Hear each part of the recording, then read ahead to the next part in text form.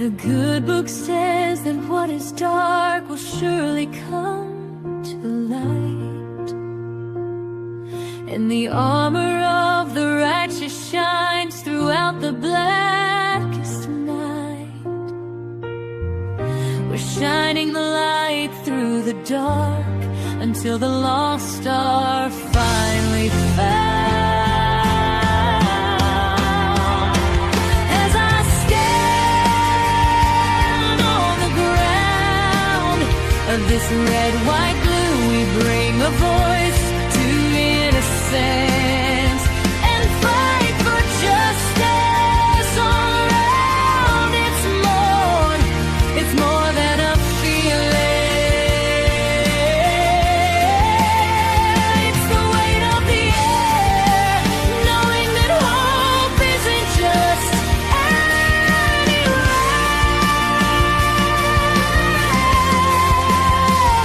It's right in the center. It's right where I stand, with a heart full of fire and a pen in my hand. Daphne's case files will prevail.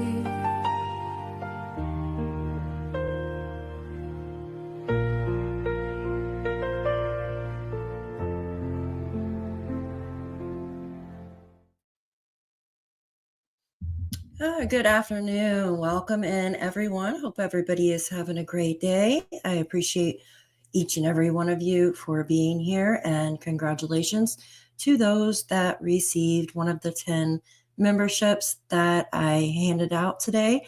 I want to thank you all for being subscribed to my channel. Today we will be going into a few different things, but first of all, we will be talking about Jack and Lilly Sullivan, and they have been missing from their home in PICTOU, Nova Scotia. And on the 2nd, 2 days ago, the days, I keep getting the days mixed up, was the 9-month mark of their disappearance. And the RCMP said they're getting closer to finding out what might have happened to Jack and Lilly Sullivan. I want to welcome in all of you, and we are going to start digging in. Hello, Tropicana. Good to see you. Golden Pearl, thank you for being here. Miss Joyous, thank you. I appreciate everything that you do, and you're always here, and I really do appreciate you. Maine, good to see you. Thank you so much for being here.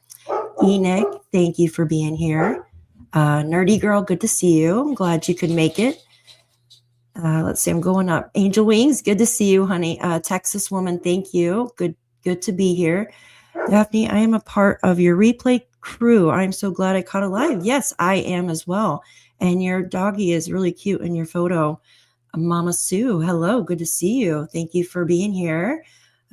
Knitted Sharpen, thank you so much for being a member of my channel for 3 months.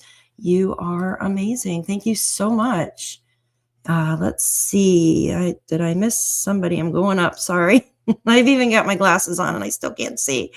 There we go. Okay. For some reason, my mouse is going all over the place. Helicopter Grandma, thank you so much. I appreciate you. Darlene, hello, honey. Thank you for being here. I appreciate you as well. Miss Robin, hello. Thank you. I always appreciate you being here. And it's so good to meet everybody. And I've really met some really nice people on my channel. And I love talking to all of you. Hi, Leah. Thank you so much for being here. Blue Jay, thank you so much. So we are going to get digging in, you guys. Hi, Mary Dalmatian. Good to see you. Joanne, hello. Thank you so much for being here. Before we get started, I know everyone has seen the new articles. If you haven't, we will be going over those today. There's one with Cindy, which is Malaya's mother. And there's one with Angeline and Cheryl as well. So I'm going to go through those. But first, there's a couple other things that I want to just bring to your attention. I spotted something on dispatch, and I just kind of want to go through that real quick before we get digging into the articles, if that's okay with you. So hi, Maine, good to see you. Violet, hello. Texas woman, hello. Thank you, Autumn. Good to see you as well. Thank you. I know everybody's mingling in here, and I don't usually do lives around this time of day, but I wanted to go ahead and show you guys something. So give me just a minute while I pull up something. Okay, I want to make sure that it's the correct screen here. And is this it? No, this is it right here. So I noticed something the other day, and every time I go over something, hi Haley, good to see you, and Cassie, good to see you. Thank you for being here. Every time I go over the dispatch or the articles or anything like that, I always spot something different or new. And this, I was looking for something the other day, and this popped up, and it kind of sparked my attention. So this was on May 3rd, and it was around this time here, and they just talk about there was an update to the file, right? And just a piece of information in regards to pieces of clothing found near the 1267 Millbrook Road in New Gairloch. Now, you guys are probably wondering how far this area is from where Jack and Lilly disappeared, and it's around like 5 miles. I did a measurement from their home to this area, so it's not far. It's really not far at all, you guys. Hi, Golden Pearl. Thank you for being here. So let me get into this. I want to show you just a short video that I did, and it kind of will explain. Give me a sec. I want to pull it up for you. It will explain this a little bit better, and it'll show you where it's at in conjunction with where Jack and Lilly disappeared. 1 second. Is that large enough here? Okay. Let me do this and push play. I'm going to put on the closed caption so you guys can see that. Hello and welcome back to my channel. There's just something I want to show you guys that was mentioned on the dispatch for the search for Jack and Lilly. So this address, 1267 Millbrook Road in New Gairloch, it's about 5 miles away from where Jack and Lilly disappeared. Now, there was an update to the file, right, regarding this area. Just a piece of information in regards to pieces of clothing found near 1267 Millbrook Road in New Gairloch. It says, can you create a file and pass that to the local detachment? And it goes on to say, they can be linked to the other file of the local detachment. Just dispatch them. Regular call. 10-4. It's going to be the same detachment, but I will do that. So they also talk about pieces of clothing found, but I don't see anything else about it other than creating a file with the people. Okay, so I'm going to stop it right there for a second. So this is Jack and Lily's address right here, the 1407. And when I did the measurement, it's about 5 miles away, this house where they found clothing. Hi, Nova. Good to see you. Thank you for being here. Susan, yeah, thank you. I sent out some memberships just a little while ago. I'm glad you received one. Hi, Peacemaker. Good to see you. And Pualu, thank you so much for becoming a member, hon. I appreciate you being here. It's always so good to see you. Thank you. And Diamond, good to see you, lady. Thank you for being here. Glad you can make it today. Yeah, Peacemaker, I've seen that. It's scary. Hi, Crime. Good to see you. So this would be like northeast. So give me just a second. Let me show you. I go back and forth. Pieces of clothing found here. So here's their house. This was very interesting to me as it's something new that I caught. Right. And around this time, it was on May 3rd, and okay, I'm going to pause it right there. So it's May 3rd, right? And we just looked at the dispatch. Hi, Darlene, good to see you. So yeah, that's fine, Cassie, go ahead. So this area here, I just caught this information on the dispatch, like I said, and I'm going on my own time and going to look on Google Earth, since it takes up so much power when you use Google Earth on the computer when you're live. And I don't want to cause issues when I'm live because it makes it really sluggish.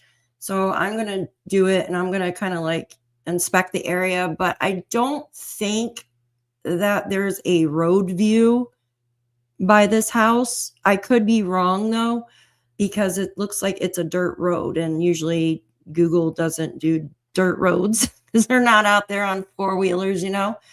Hi, Danique and Laura. Good to see all of you. Thank you so much for being here. But I just thought this was interesting. What do you guys think of this? There was really nothing else said other than they were updating the file with the articles of clothing found near this address. What do you guys think?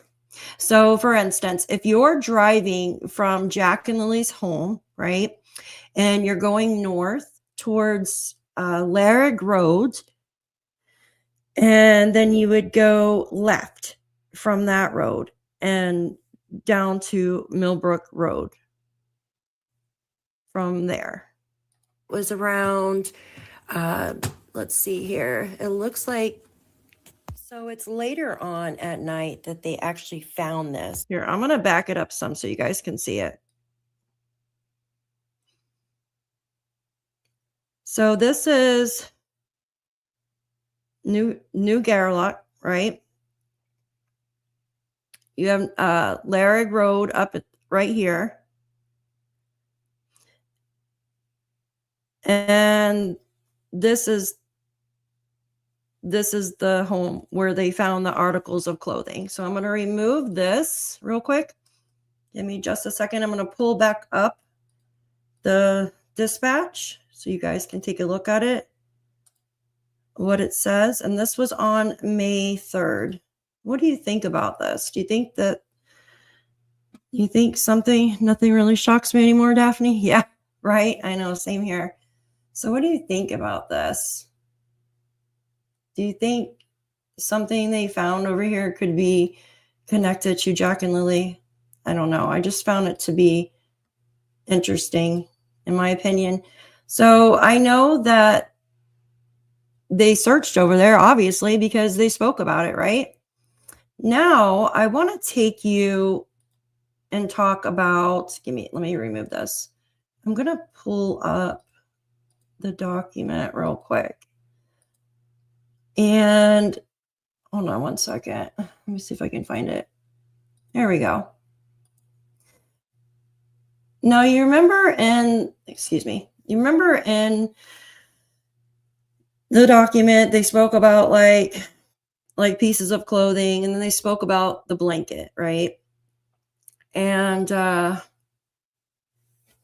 don't think then clothes, they're too big. I don't know. They didn't say what size the clothes are or anything. They just said like articles of clothing. They didn't say if it was children's clothing or adult clothing or anything like that. But I want to go through a few of these real quick before we get into the new videos. Give me 1 second. So this is, okay. This was about the blanket that day, right? Oh, can everybody see this? Okay, so on May 5th at 11:07 a.m., this was a few days after Jack and Lilly went missing, they seized a blanket, right? They seized the blanket, and she compared it with the image of the blanket seized from the residence. She believed that they were pieces of the same blanket. So if you remember Daniel talking about how he had his brother like film him removing like the other piece of blanket out of the trash. Did you guys ever think that was strange? I thought it was. So this one piece of blanket was found on the railing, then somehow ended up in the tree, from my understanding. And I believe, like at first, I thought the blanket was found in the tree and then ended up on the railing, but it was backwards. Yes, it is all weird. I need to make an emoji that says weird on it, right? And filming it. Yes. Very, very strange. Like, who the hell films? Who the hell films somebody removing something from a trash bag? Like, that's just the weirdest freaking thing ever. I would love to see that video. I'd be laugh. So I just want to go through this, and we're going to listen to Logan talk about that blanket, and then we're going to move to the new interview. So, okay, give me 1 second. I promise this will all make sense. So they seized, on May 5th, they seized the blanket, and she compared it with the image of the blanket seized from the trash bag, right? From the one Daniel filmed himself. She believed they were pieces of the same blanket. Okay, and this corporal, she checked to confirm that it was the same blanket. She drove to the location where the blanket was seized, right? The other piece, and confirmed it was exactly 1 kilometer from where Jack and Lilly's residence was. Oops. Okay. Statements related to the pink blanket. It goes on to say, Haley said she is stepsisters with Malaya. So Lilly and Jack are her niece and nephew. Haley said Malaya had cut out her family members, and she had not seen Malaya or the kids in 2 years. It goes on to say that Haley saw the children were missing on Facebook after she got home from work on May 2nd, then went to Landsdowne to help search around 2 or 2:30. They all went home around 2 a.m. and then they came back Saturday to search as well. Haley said she went searching on Friday with her brother Hayden and Hayden's girlfriend Emily, which, when searching, they found a piece of a pink blanket on a tree with 2 bigger size shirts. Okay, so these two shirts are not the same articles of clothing that we were just previously talking about on the Millbrook Road. It's completely different. Completely different. Okay, and the 2 bigger size shirts were on the ground just below. Hayden took pictures. The blanket was at the end of a logging or ATV trail, which we've all seen that area. Haley described the blanket as hanging on a branch. It was like thrown or set there. Haley said she did not think anyone of them touched the blanket. She also believes the shirts were rags and didn't have anything to do with the blanket. Okay. Give me 1 second. Let me see. Give me 1 second. Okay. So Malaya confirmed the blanket belonged to Lilly. It was previously used to block a window, which we were told, and the other half was in the garbage bag, Haley thought. But she heard this from other people. Haley said the cops went to the area and took the blanket, the one that was found in the tree on the right, that was on the railing, and went to the tree.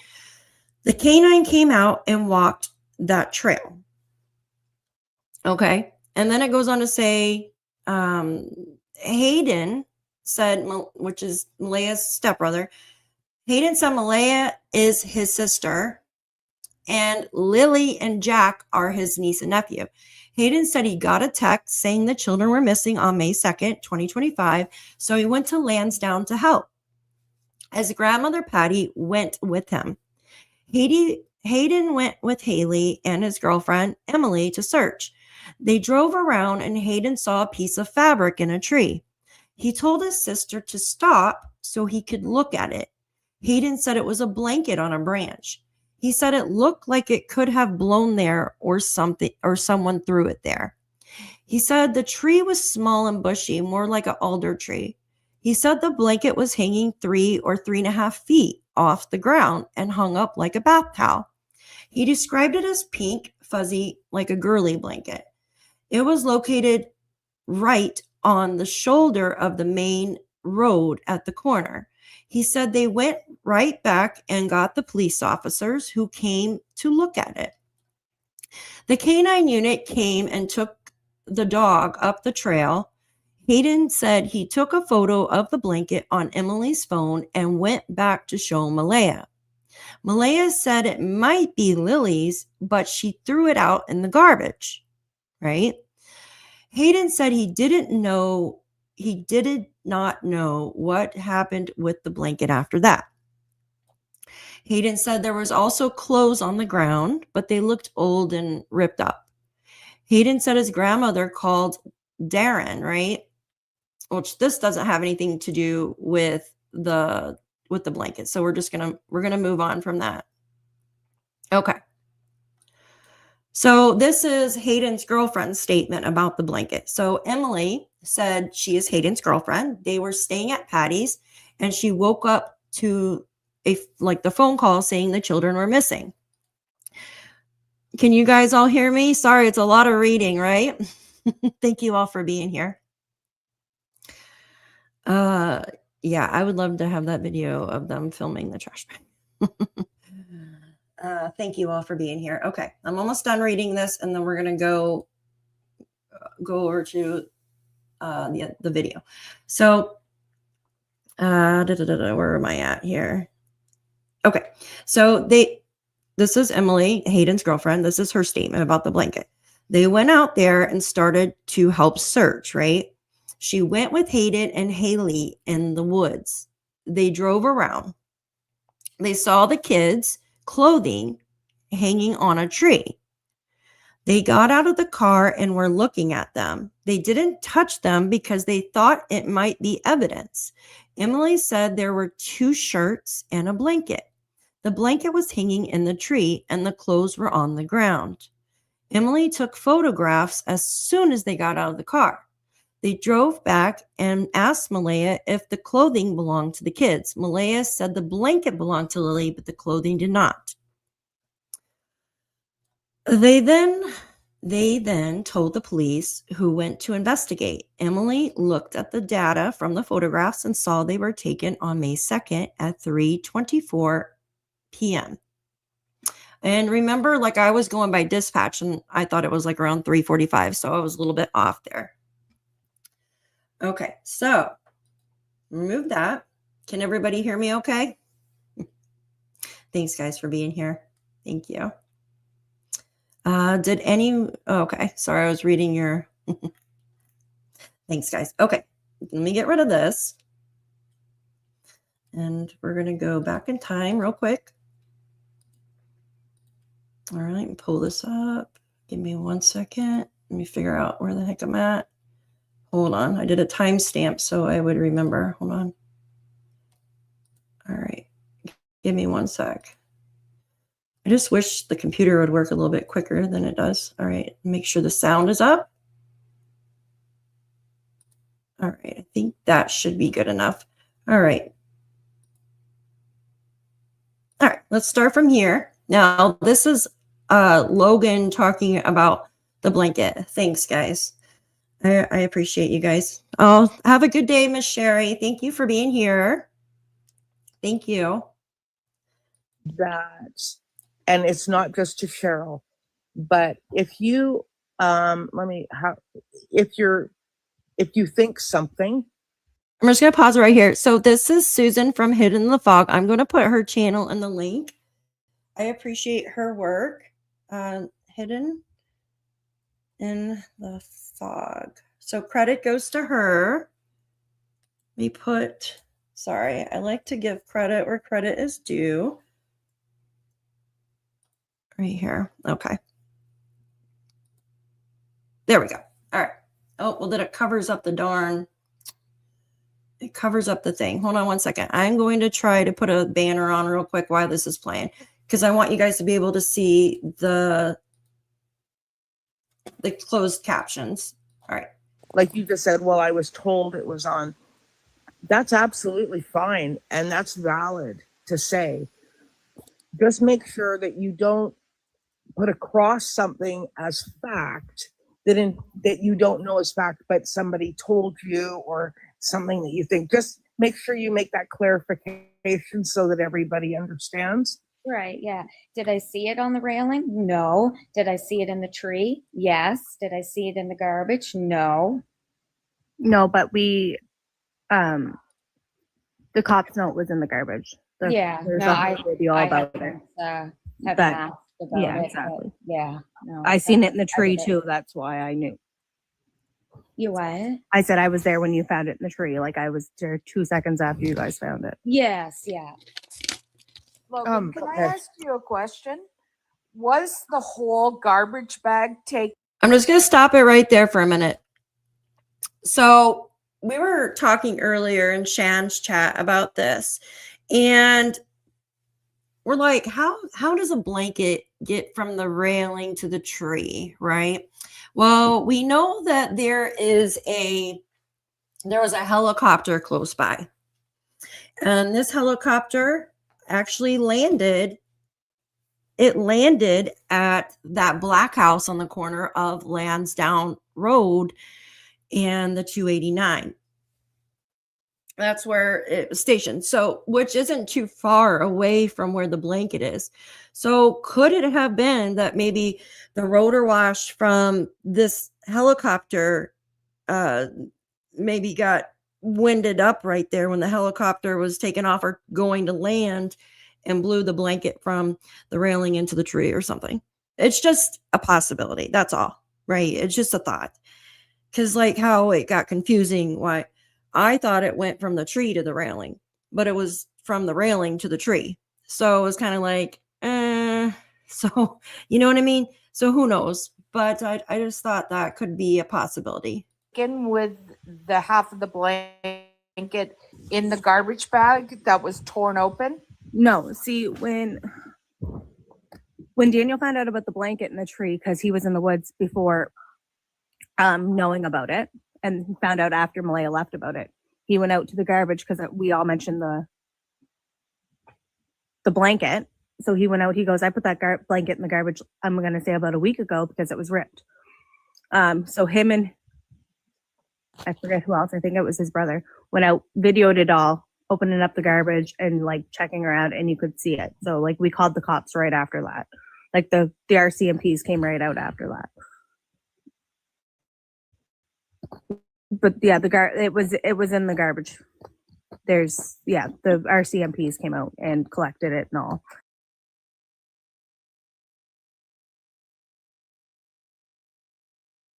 Oops, my mic was muted. So it's still so odd to me, right? It's such a strange thing. How, you know what I mean? Like this blanket, and you have Daniel having his brother film him, right? Taking the other piece out. And Daniel said that there was a hand ripped, right, in the trash bag. Like someone had crawled into this, what is about 4 foot by 5 foot trash box that sits at the end of the road, and just decided to crawl in the bottom of it and rip the bag open. It's just a weird thing to do, you know? Yeah. The bag was still in the garbage bin, and the garbage bin was closed. Okay. Just a clarification for somebody in chat. Logan Ann McKenzie is Daniel's first cousin, is very close to the family and lives, relatively close by. She has been on our chat previously. Cheryl, Christina, it's the first time she's been on my chat, and I welcome her. And she was, from what she says, she was there at the time of the search, and she is affiliated in some way or a friend or something to Malaya. Is that correct, Cheryl? Yes. Okay. I've watched your lives a few times. I just haven't said anything. Okay, Cheryl. Yeah, somebody in chat was just asking, they said, who are these people? Can you please clarify for us? Okay. Now, Logan, I did Yes. have a question. Okay, I think that's it about the blanket. So it's it's just the strangest things, you guys. It's so very odd. All right, let me show you this real quick, and then we're gonna go to, okay, move this here. All right. So this is the part on dispatch about the blanket. Give me a sec. Let's see. Okay. So all the areas where they speak about the blanket, can everybody see that? All right. Thanks, guys. I appreciate you for being here. Yes, it was used to stop a draft on a door, right? So family has brought us to a location there, not far away. There's a partial piece of a blanket, which the mother says she believes it belongs to her daughter, Lily. It is just off the road here and off the UPU status. You'll see where. And it says, yeah, we just stopped to to Landsdowne Road off the 289, right? So this is right there where the helicopter was. And it talks about the article, and it says there's a couple other pieces of old clothing where they were talking about the two ripped up shirts, right? Pieces just torn like pieces of rag. But there's a piece on the side of the road. And here, see, it talks about the helicopter. And they talk about where they're at, and it says, yes, this blanket, yeah, it's on the floor. We're coming up to it there. Just make sure to leave it for us, right? All right, give me a sec. All right.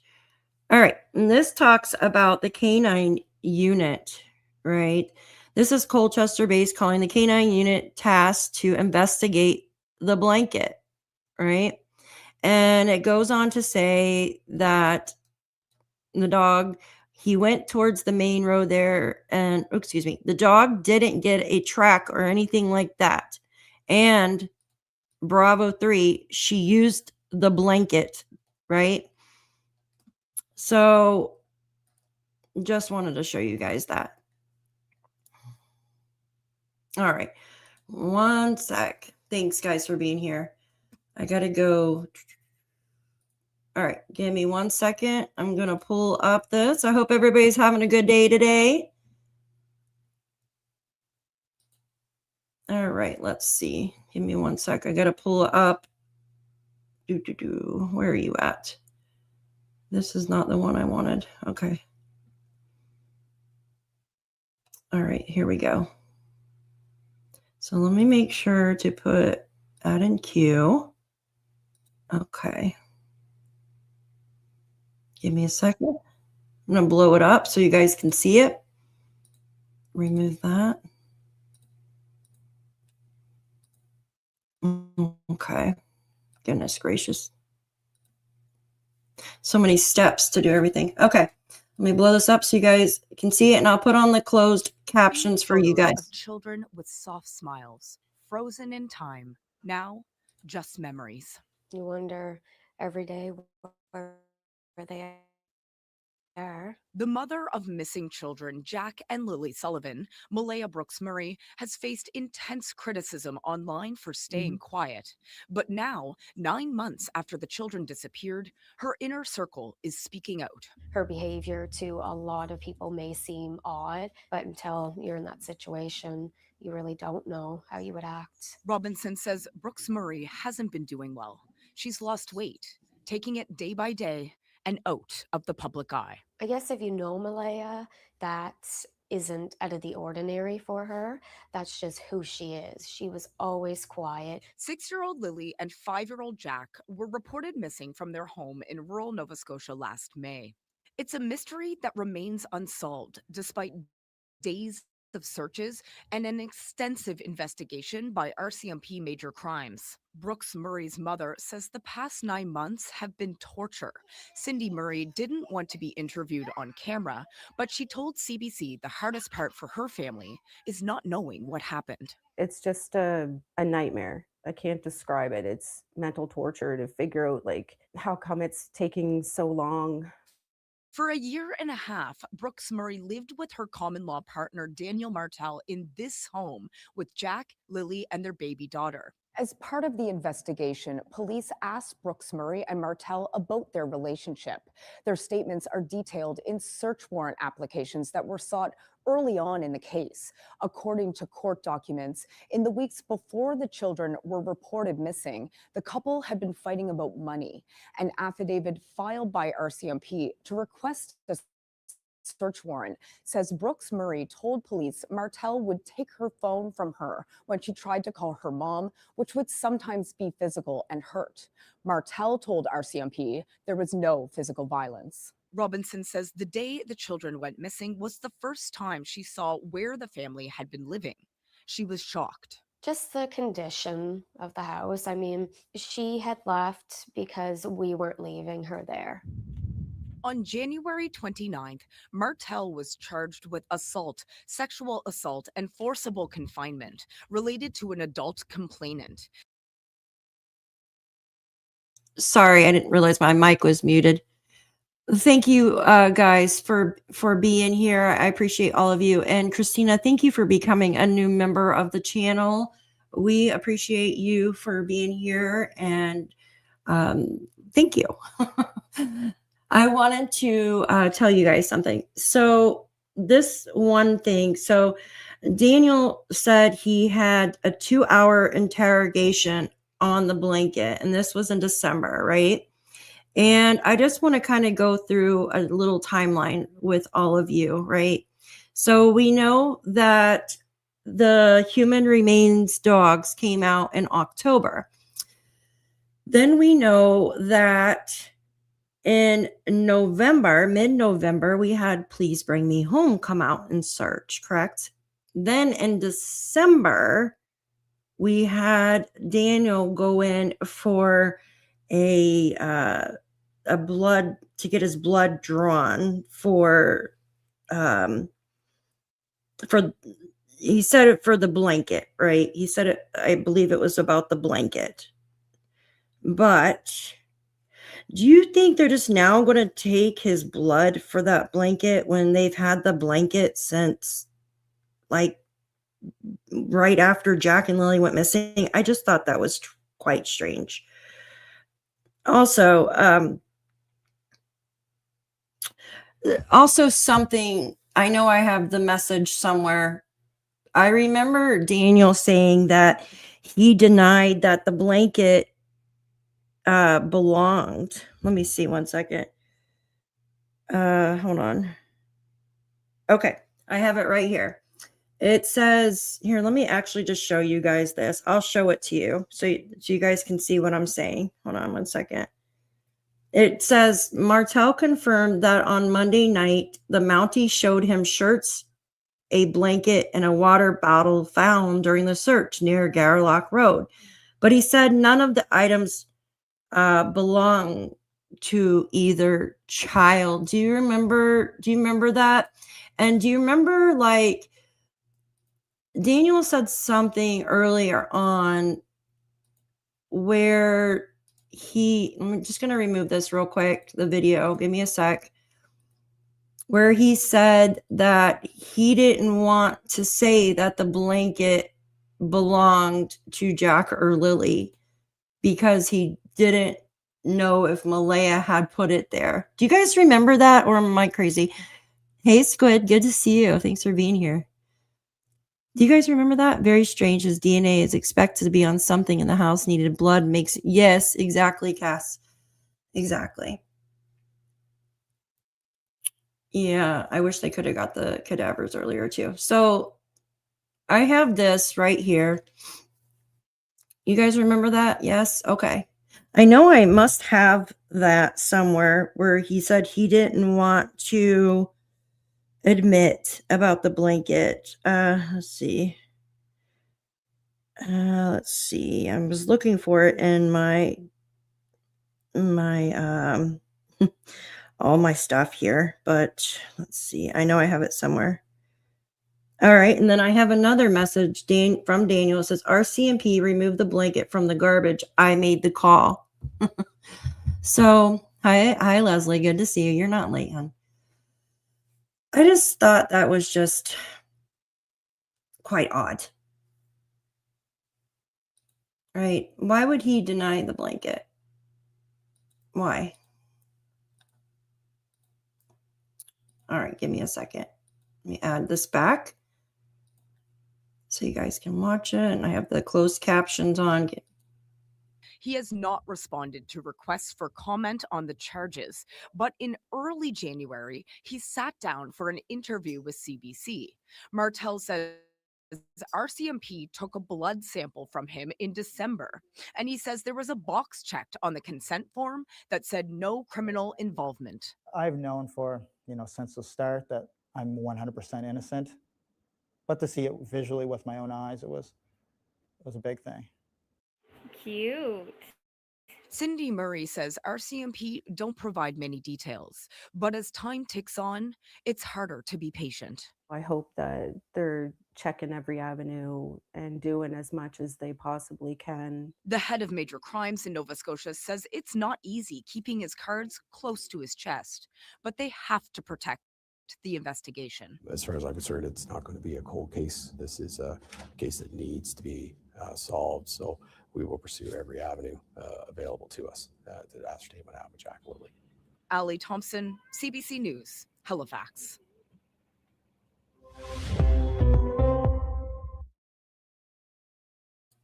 All right, one second. It's so, I love watching the videos of Jack and Lilly. It, and hearing their little laughs. Let's see. No one put those kids to bed Thursday night. Okay, guys, let me go to the next video. Give me 1 second. All right, is this the one? Hold on, I want to make sure that I got. Okay. I put them in queue.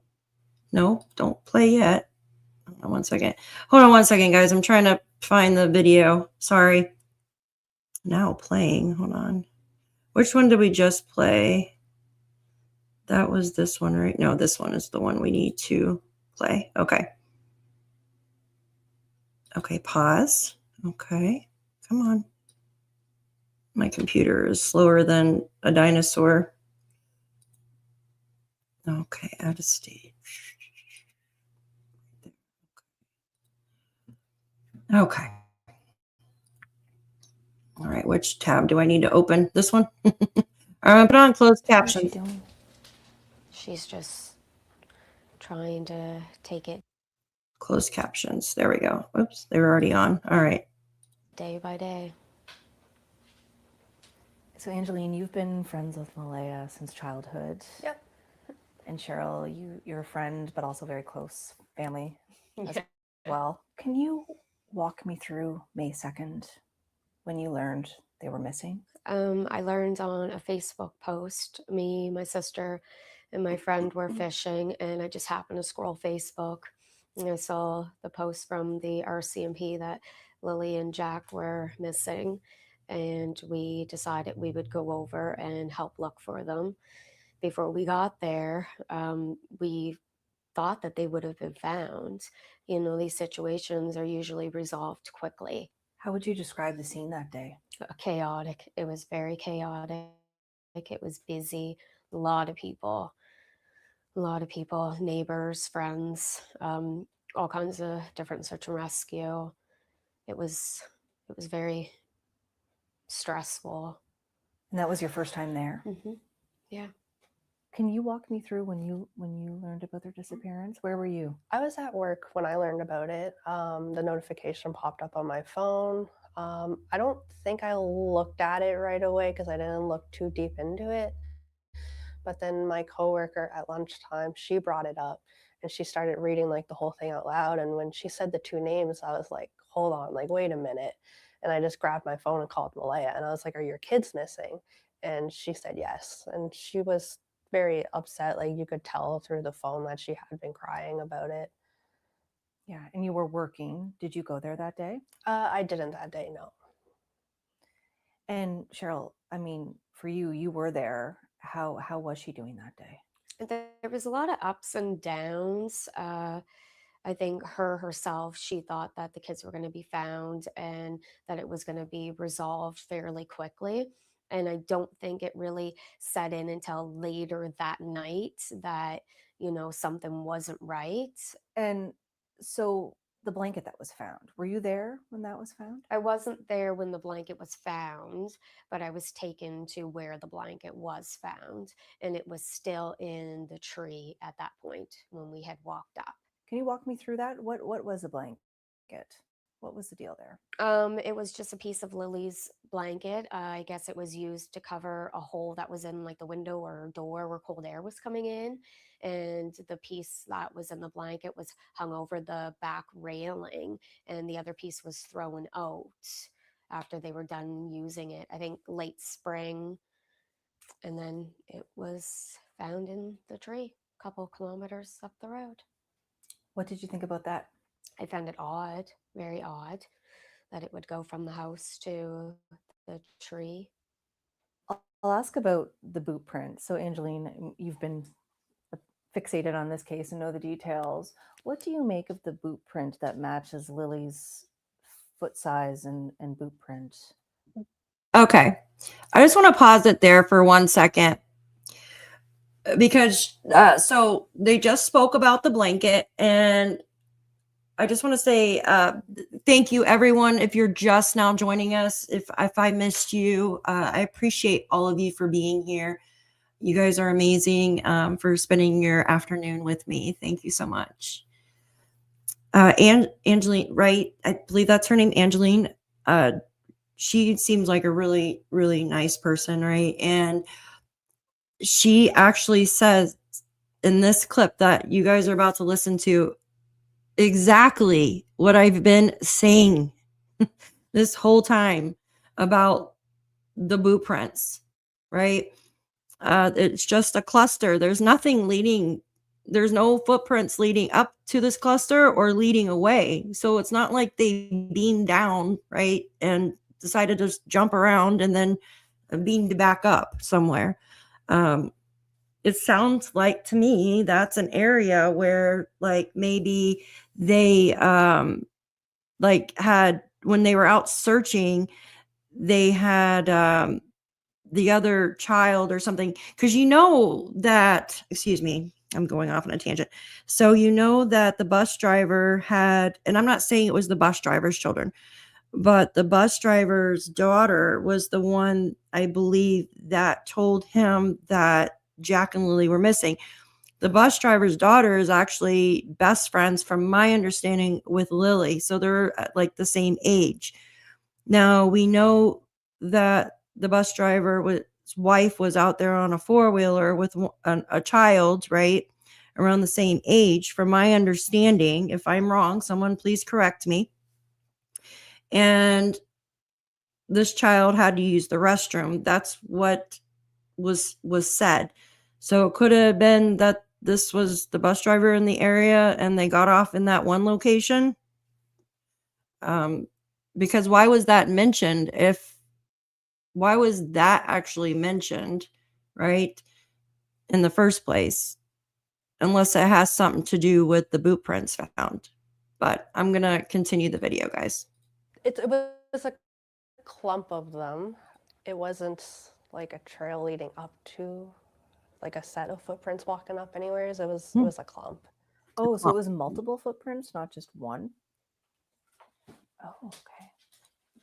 Hi, Brian. What's your impression of that, Cheryl? Kind of the same as Angeline. When you find a cluster of footprints just in the middle of the road, you're kind of looking around wondering where the other footprints leading up to this cluster is, and there wasn't any. And so these things, the blanket, the boot print, seem odd to you both. Yeah. So in terms of the RCMP investigation, Angeline, we'll start with you. What's your take on where that stands? It's been slow.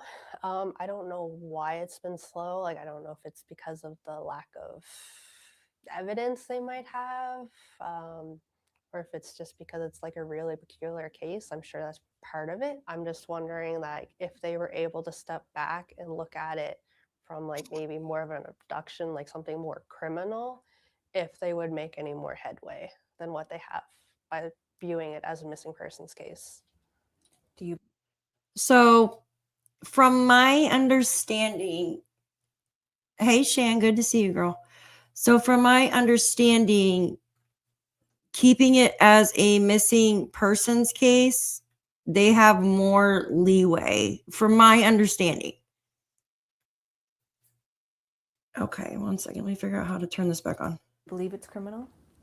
I think it's a possibility, and I do think that they should look into it so that it can be ruled completely off the table. How would you describe the mood that day? Oh, say shenanigans. Hi, Al. It was different. It was kind of odd, I guess. For the situation, I didn't really know what to expect. It was different. How was it odd? A lot of controversy, a lot of family issues, a lot of family dynamics. Like I said, it was my first time over there. Never met anybody over there. Just didn't feel very welcoming. Do you want to speak to why you hadn't been over there? Kind of lost touch with Malaya after she had moved over there. And I feel bad about not keeping in touch with her, but I didn't know how else to get a hold of her. What were you surprised about when you got there? The conditions that the kids were living in, things that we had learned through looking for the kids. A lot of the speculation has been, why did Malaya and her family leave and not come back? Mm-hmm. Anything you'd like to say about why that decision was made? She had left because we weren't leaving her there. What concerned you the most? Just the condition of the house. I mean, I know that not everybody has a fancy house, not everybody is rich, but there's things that you can do to improve your living conditions. Yeah, because she never grew up that way. Her mom always had a nice clean house, and her grandmother always had a nice clean house too, and that's how she was. That's what she was. Yeah, that's one of the things I'm very familiar with her too. Like, I'd be going over and she'd be like in the middle of like cleaning or doing some type of like chore for the day. And so how are you supporting her now through this? She has been here pretty much every day since the kids went missing. Yeah. We just try to help her and guide her in the right direction and give her the hope that the kids will be found. Yeah, the support that she needs to like navigate it, either like emotionally or just us being there, like talking about what she could do and like how it might be like a benefit. Yeah. How is she doing? Not great. I've noticed a significant decrease in her weight since the kids have gone missing. She's just trying to take it day by day. Okay. And so how did the rest of that week go? It was hard, especially the 6th day when they scaled back the search and gave the briefing that they did. It was hard to hear that, but we never gave up the hope of finding them. And we still don't. And I understand there was a request for an Amber Alert. Yes. Can you tell me about that? We had asked for an Amber Alert a few hours after the kids had went missing, and we were told that they were working on it. So they had to send it to their supervisor, whoever deals with the Amber Alerts, and it come back saying that it didn't meet the criteria because apparently you have to have like a suspect or reason to believe that they could have been abducted. So all we got was a vulnerable missing person alert, and it only went to PICTOU County, Antigonish, and Truro, I believe. So it didn't even go like Nova Scotia wide, just those 3 areas. So that was pretty disappointing. So you were told there would be an Amber Alert Yeah, coming. yeah, yeah. They said they were like we'd ask them every hour, and a lady would tell us that they were working on it, and yeah, and then we never got one. We were disappointed, but it also gave us reason to think that they thought they were in the woods and that they were going to be found, and that nobody took them. And you've both been out there. We met at the volunteer search back in November. What were your impressions going back to the scene then? I almost felt sick. We were hoping that we would be able to find them, to have some type of closure to the case.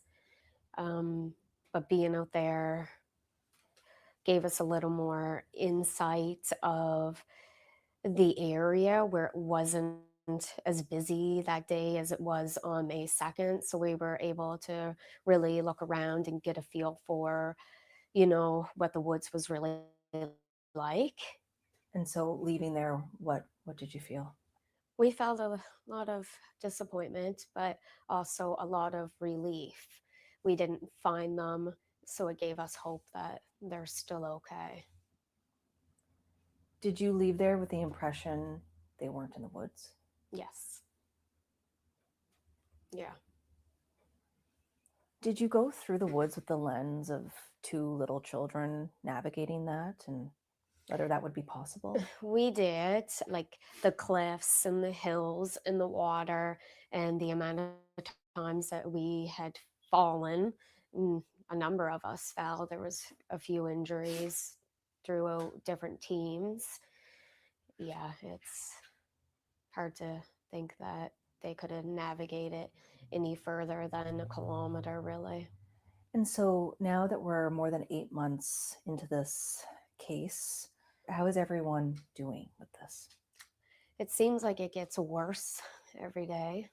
Frustration comes to mind, especially when you sit there and you kind of feel like your hands are tied, and how much that you can do. Like, how many times can you go out and search a woods? You feel limited on the types of things that you can do. What keeps you up at night? I feel like it's just trying to piece together like what happened. Because if maybe you could figure that out, then like you would know where they might be. But it's just the not knowing. We don't really have any direction, so we're not sure which way to go. There's a lot of components to this case, and you worry about if you're missing something, or if you know something that's, you know, little that could matter. What's not adding up for you? The whole case. Anything in particular? The different stories we've heard over the last several months. You know, if you don't know what happened, then there shouldn't be any stories. It should be, I don't know. And yeah, that's very frustrating when you have so many different people telling so many different stories. It makes it hard to figure out what really happened. Let's dive into that. So stories are being shared, lots of speculation online, particularly YouTube shows. Yeah. Tell me about that. What's that been like?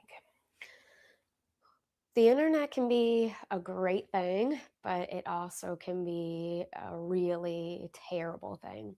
We have met some really great people through this whole tragedy, and we've also met some really mean, nasty people. There's a lot of speculation, a lot of theories, a lot of blame. Yeah, it's been really hard.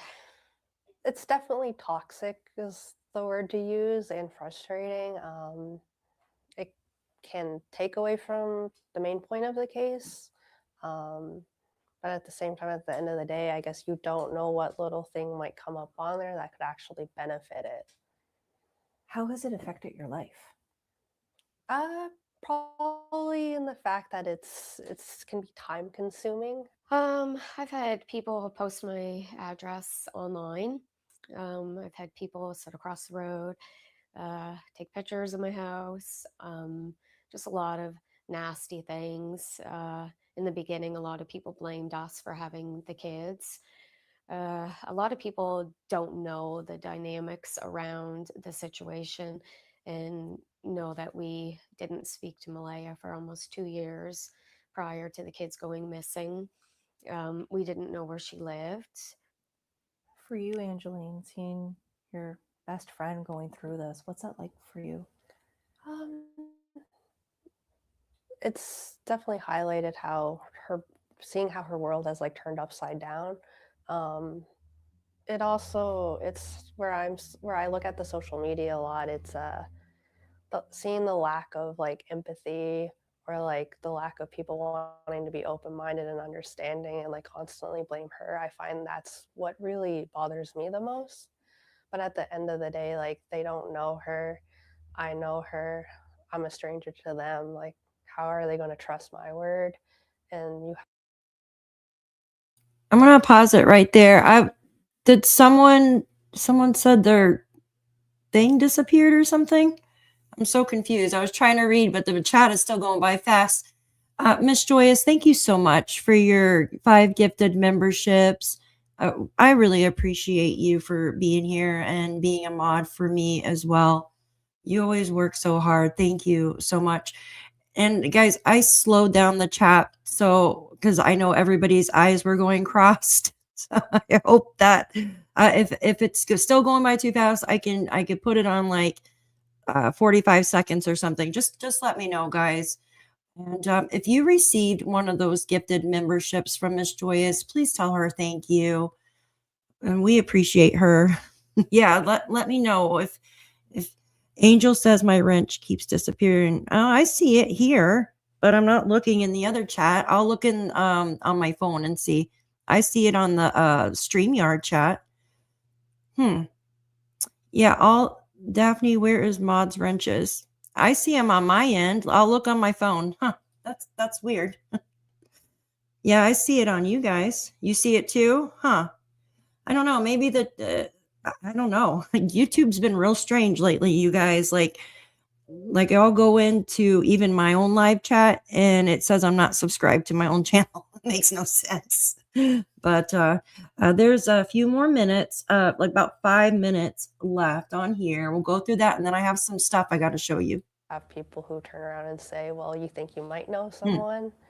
So it feels like a never ending battle. And she's not a bad person. She's not a bad mom. I guess if you know Malaya, you would know that that isn't out of the ordinary for her.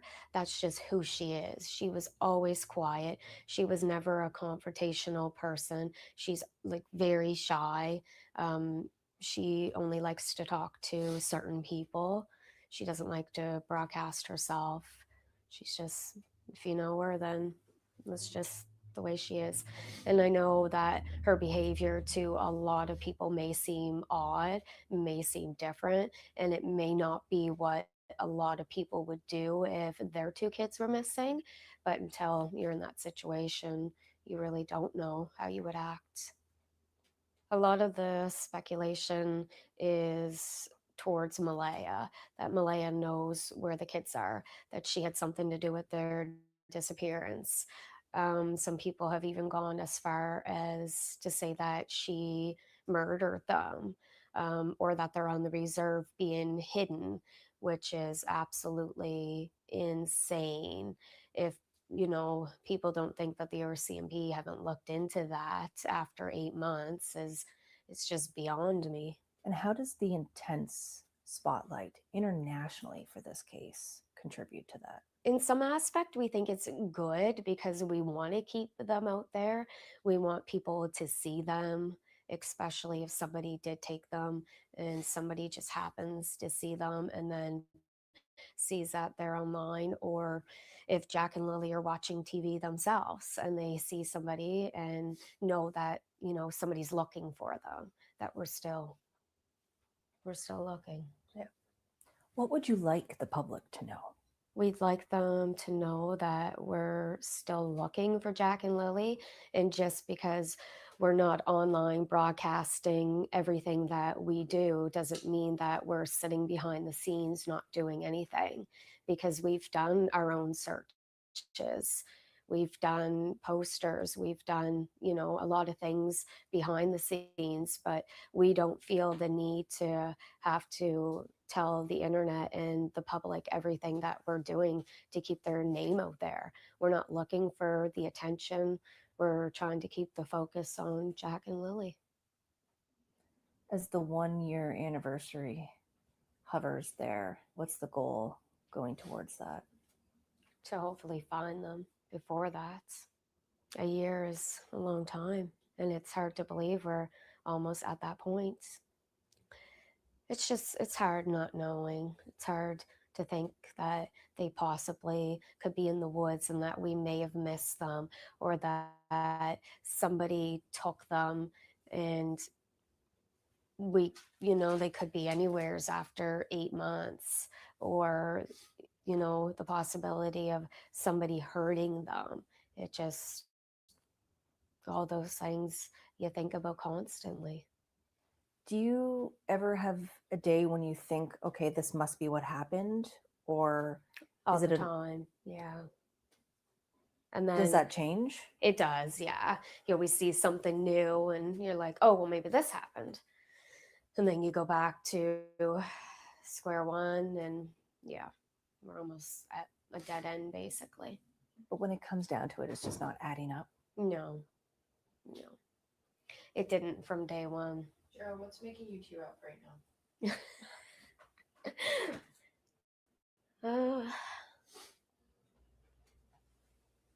What did she say there? It's just hard. What was that? Something new, and you're like, oh, well, maybe this happened. Sorry, I had to see what was And then that. you go back to square one, and What was that? yeah, we're almost at a dead end, basically.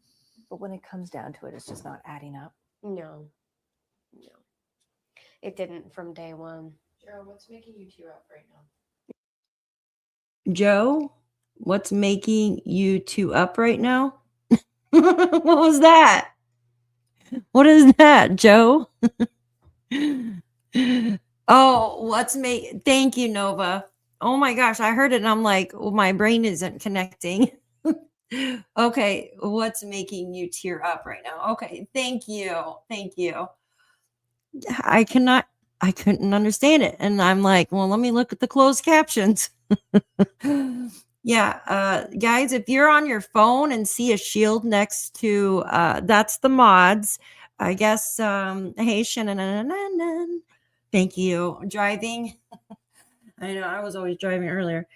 Yeah, it's strange. For some reason, on the computer, it's showing wrenches. On the phone, it's showing shields for the mods. But same thing. Thanks, guys, for being here.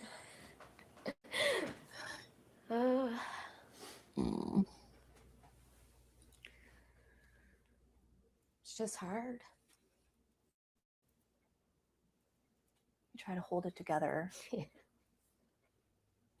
How much of your day is spent holding it together? I mean, you're there with Malaya constantly. Yeah. Mm-hmm. When I'm at work, I'm okay.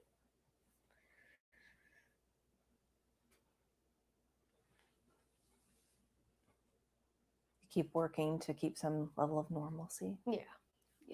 You have to. What has this done to the family? I feel like it's the only thing they think about. Yeah. Is when they'll have some kind of good news from the RCMP. In an aspect, it's kind of brought everybody closer, and we all have one main focus, and it's to find Lilly and Jack and hopefully find answers as to what happened to them. Okay, let me. Framed photos of children with soft smiles. We watched this one already, right? I know there was a couple of them. That's strange. So yeah, this is what it's doing. I'll just quick break for a minute. Do you see the shields on the phone? That's the shields. But on the computer, it's showing wrenches. It must be something new that YouTube is doing. The two that we're talking was Cheryl and Angeline. So we already watched that one. I want to show you guys something real quick. Okay. So this is Daniel talking about the blanket. And guys, I always have so much stuff here. Yeah, I agree. Hi, Missy. Good to see you. Thanks for being here, hon. Okay, so I want to show you these. Oops, where are we at? Right here. Okay. Can everybody see that? Let me see. I don't want to freaking freeze. I always freeze when I'm on here. Give me a second. Let me make sure. Okay, so this is Daniel talking about the blanket. Oh, wait, is it Cheryl or Haley? Oh my God, yeah, Cheryl. There we go. It's okay. Joyce, I do the same thing all the time. I get them mixed up.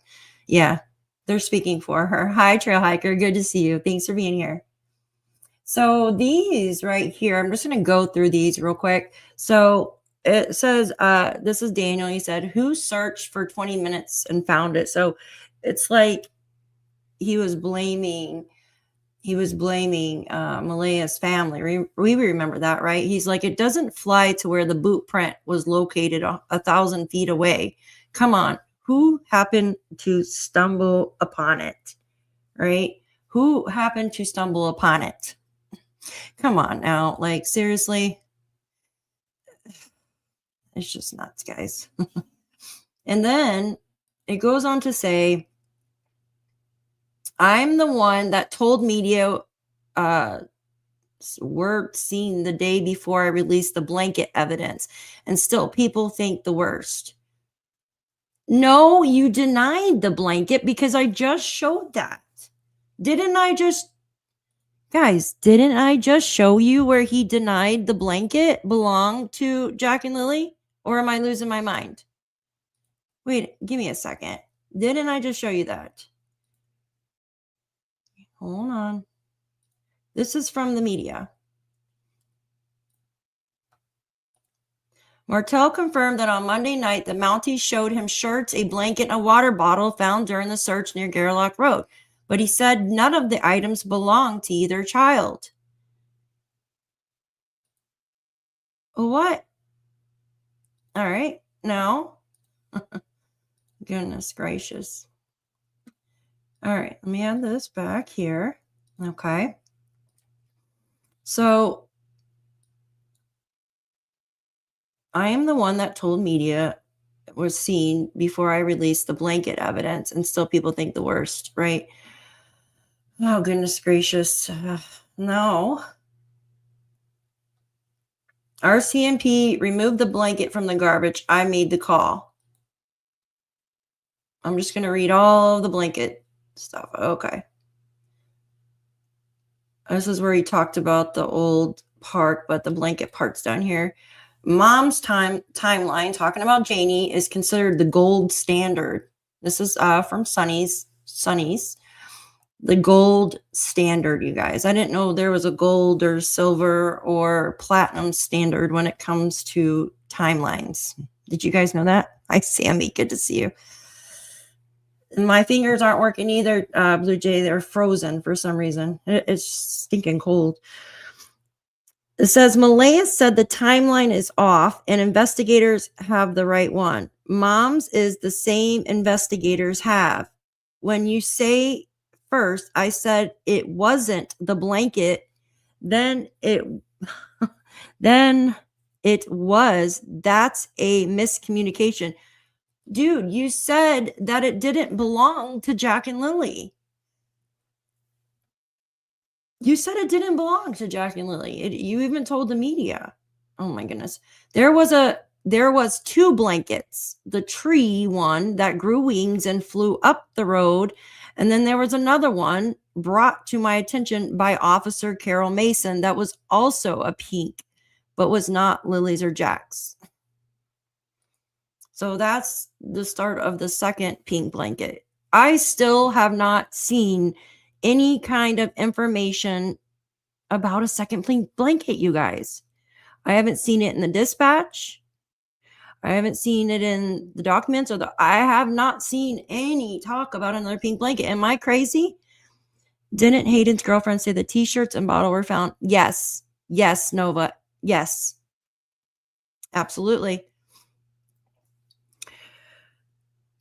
Guys, it's just mind melting. In my opinion, yes, Daphne, but if you knew you threw something away in the trash, why would he think it was belonging to his house for a quick minute? That's probably what he thought, and I'm not sticking for. Yeah, but wouldn't he know that it's the same blanket, though? Like, if he saw it? All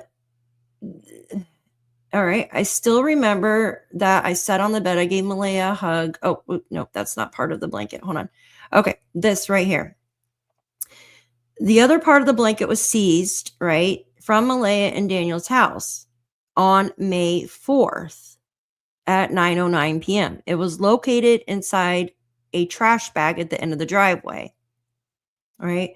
On May 5th,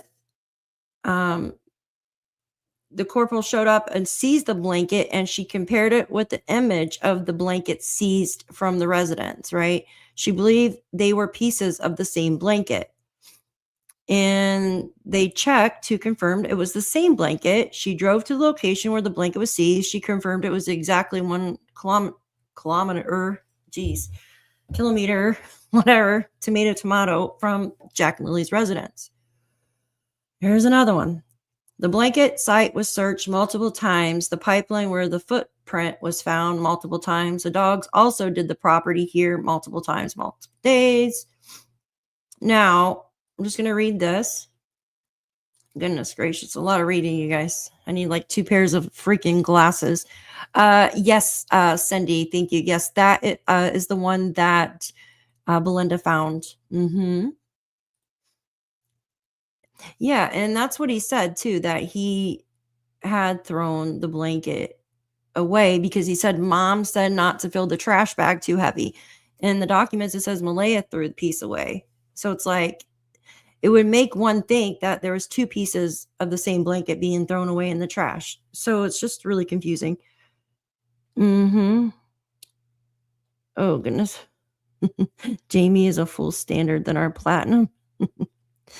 I think people have to remember the piece found in the tree was hanging on the back doorstep, not in the garbage, as Daniel states. That's another. Oh, very interesting, Nova. Thank you. So Daniel made that whole thing up, and Logan, because we just listened to that about filming. They were filming him, or Justin was filming him or something, removing it from the garbage bag. Remember that?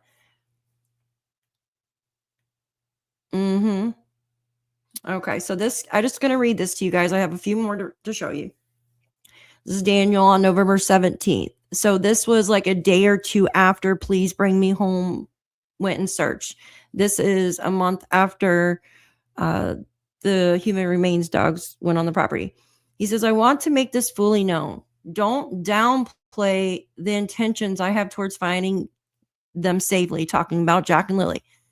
I talk openly without recourse. If you don't approve, just read. I've delivered everything ongoing to the public. Excuse me. In the means of finding them, I am the one that asked for the polygraph exams first. I don't know. I gave investigators my phone and said, take it. Oh, he meant to say I threw investigators my phone and said to take it. Wow. I released the pink blanket to the public. No, you first said that it didn't belong to Jack and Lilly.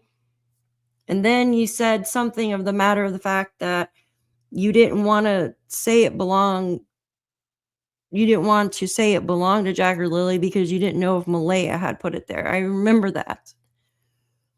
And he goes on to say, I released that me and the family were seen on CCTV the day prior.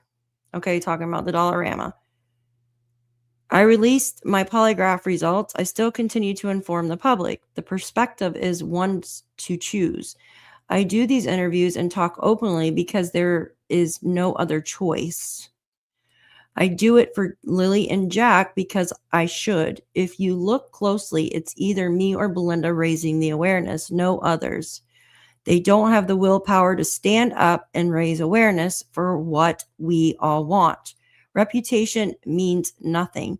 There's nothing left. My life has been on full display for the world to either support or commence destruction.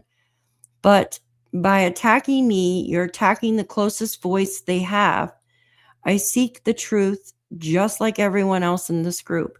If you support me, you support finding Lilly and Jack. So if we don't support Daniel, he's saying we don't support finding Lilly and Jack. Oh, goodness gracious. Yes, send you the same blanket, one piece on the railing, the other piece in the garbage. Thank you, Miss Nova, for explaining that. I just think that we've all been kind of confused with the blanket. I know I have, at least. I don't know. I don't want to speak for you guys, but I know I sure have been confused about this blanket. And there shouldn't be anything confusing about it, right? There should. He goes, don't attack individuals that support because they have different perspectives than your own. It's foolish and arrogant, which I am sometimes. I admit that sometimes. Everyone has a big heart and we all want the same outcome, and that's to find Lilly and Jack safely so they can return to a normal life. Something simple such as going to the playground or going out for ice cream or even playing with other children might seem normal, but I'm guessing they are not obtaining those luxuries.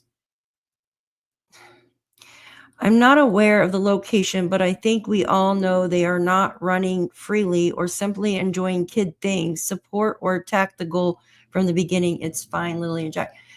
Where does this come from? Thank you, Miss Nova. Where does this come from? Like, I don't understand. They know there was some family, right? Somewhere in the universe. And he knows so much that they're not being treated fairly. They don't have these luxuries, right? I'm not aware of the location. Are you aware of the people that have them? I mean, I don't understand. If it was true, wouldn't the RCMP had went and got Lilly and Jack from this location? I'm not sure. Okay, so let me go to the next one. Goodness. Oh, this is when he was yelling to Haley. Where's the blanket part in this one? Hold on. I know it's in here somewhere. Oh, he talks about the human remains dog search area. So the human remains dog searched the blanket site, the pipeline areas between the property. Okay. And here we go again. Here it is where it says Martel confirmed on Monday night the Mounties showed him shirts, a blanket, and a water bottle found during the search. But he said none of the items belonged to either child. And I'm going to read this to you guys. As for the police investigation, Martel said he recently signed a consent form and submitted a blood sample. So this was in December, to the RCMP for genetic analysis. I watched investigators check the box for myself, indicating no criminal involvement, he said. So I have no criminal involvement, and that it was my very first time seeing that in writing. Search warrants and the applications needed to obtain them are supposed to be made public after they have been executed, with some exceptions. But in this case, the RCMP have argued that certain information must remain private as the police investigation continues. He goes on to say, despite several extensive ground search and air searches, including a search in October using cadaver dogs, few clues have been detected to indicate what happened to Lilly and Jack after they left their home. In July, the Mounties said they were conducting forensic testing on a pink blanket found during a search of a heavily wooded areas near the family's home. At the time, police said that family members had confirmed the blanket belonged to Lilly. So in July, they conducted the forensic testing of this pink blanket. So 6 months later, they want his blood for that blanket? What do you guys think? Or do you think it was for a different article that was found by the cadaver dogs, or please bring me home? I want to know, do you put a 1 in the chat if you think Daniel's blood was taken in December, 6 months later, after RCMP ran forensic testing on the pink blanket, if his blood was drawn for the pink blanket? If you think that his blood was drawn for something else other than the pink blanket, put 2. Yes, if blankets can talk, Missy. Isn't that damn right?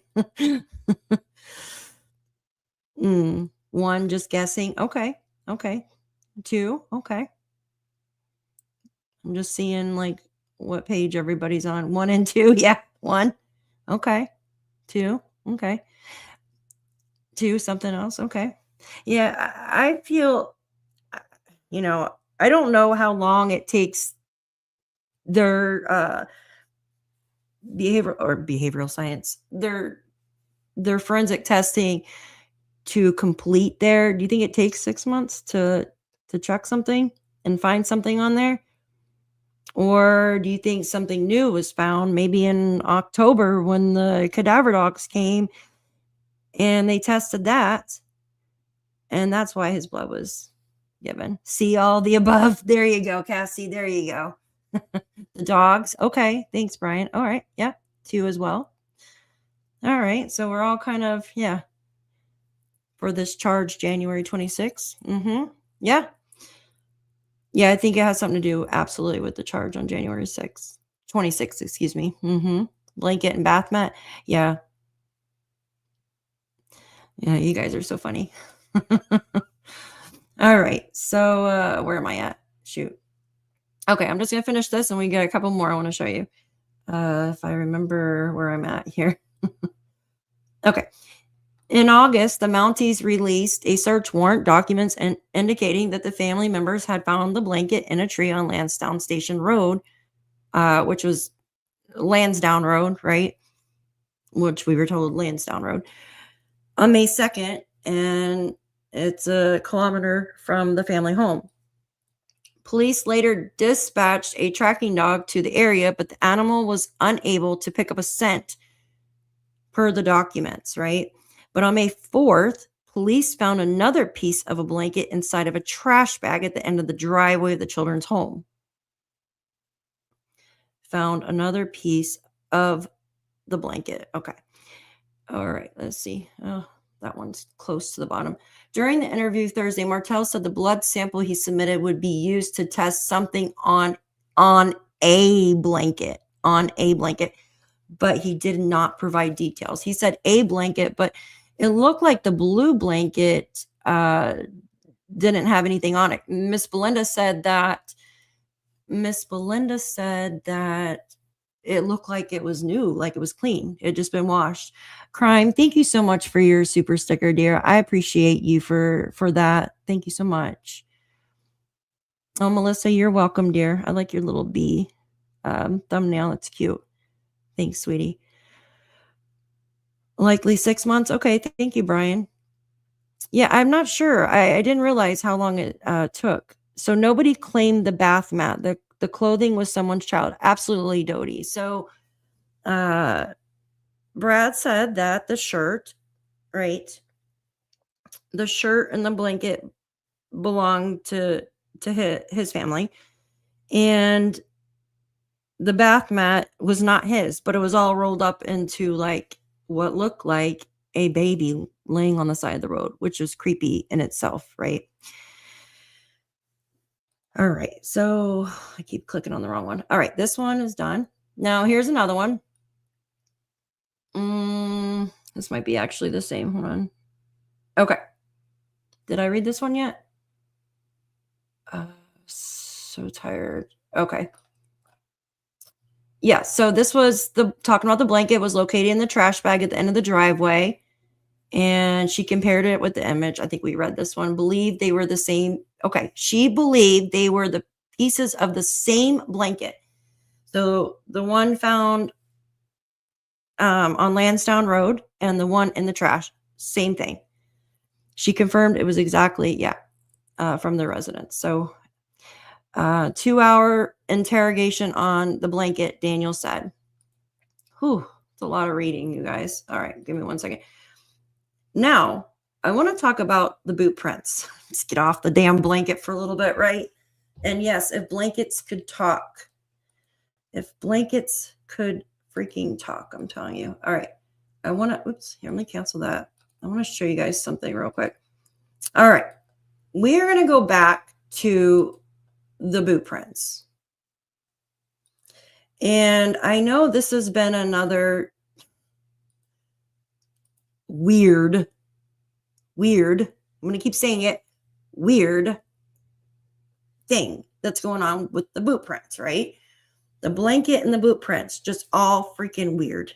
And I'm making a new weird emoji tonight so we can all use. Basically, there was the clumps on the pipeline, right? The cluster, Nova. And then we had Janie tell us about the one boot print in the driveway. And she was like the only one to say there was one boot print in the driveway. And then Daniel early on said there was two boot prints 10 feet in the backyard, which nothing else was ever confirmed with that. So this is just, oh goodness gracious. So this is Janie talking about the boot print. And then she said the dogs got a track at the very end of the driveway, which that was never confirmed by the Mounties. It wasn't. It was never confirmed or denied by the Mounties. Still till today, 9 months later, never confirmed.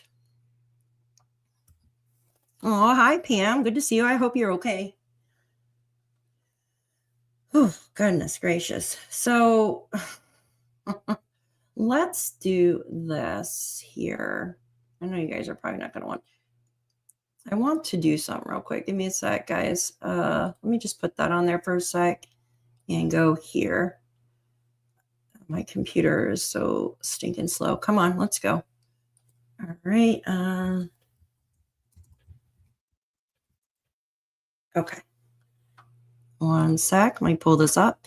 Let me clear that out of the queue. Close player. All right. And we're going to go over here and listen to this. Oops. Goodness. I wish StreamYard would make things a little easier. There we go. Okay. Click, click, click, click. Okay. She said there was a cluster, which I think were planted.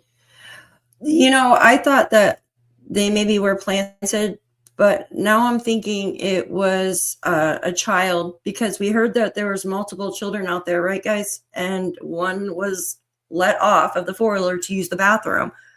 And why was that even mentioned to us about the child getting off of the four-wheeler to use the bathroom, unless they were trying to say, yeah, my child got off to use the bathroom while we were out searching for Jack and Lilly, probably to say that that might be where they were let off to use the bathroom. I don't know. I'm just winging it, you know.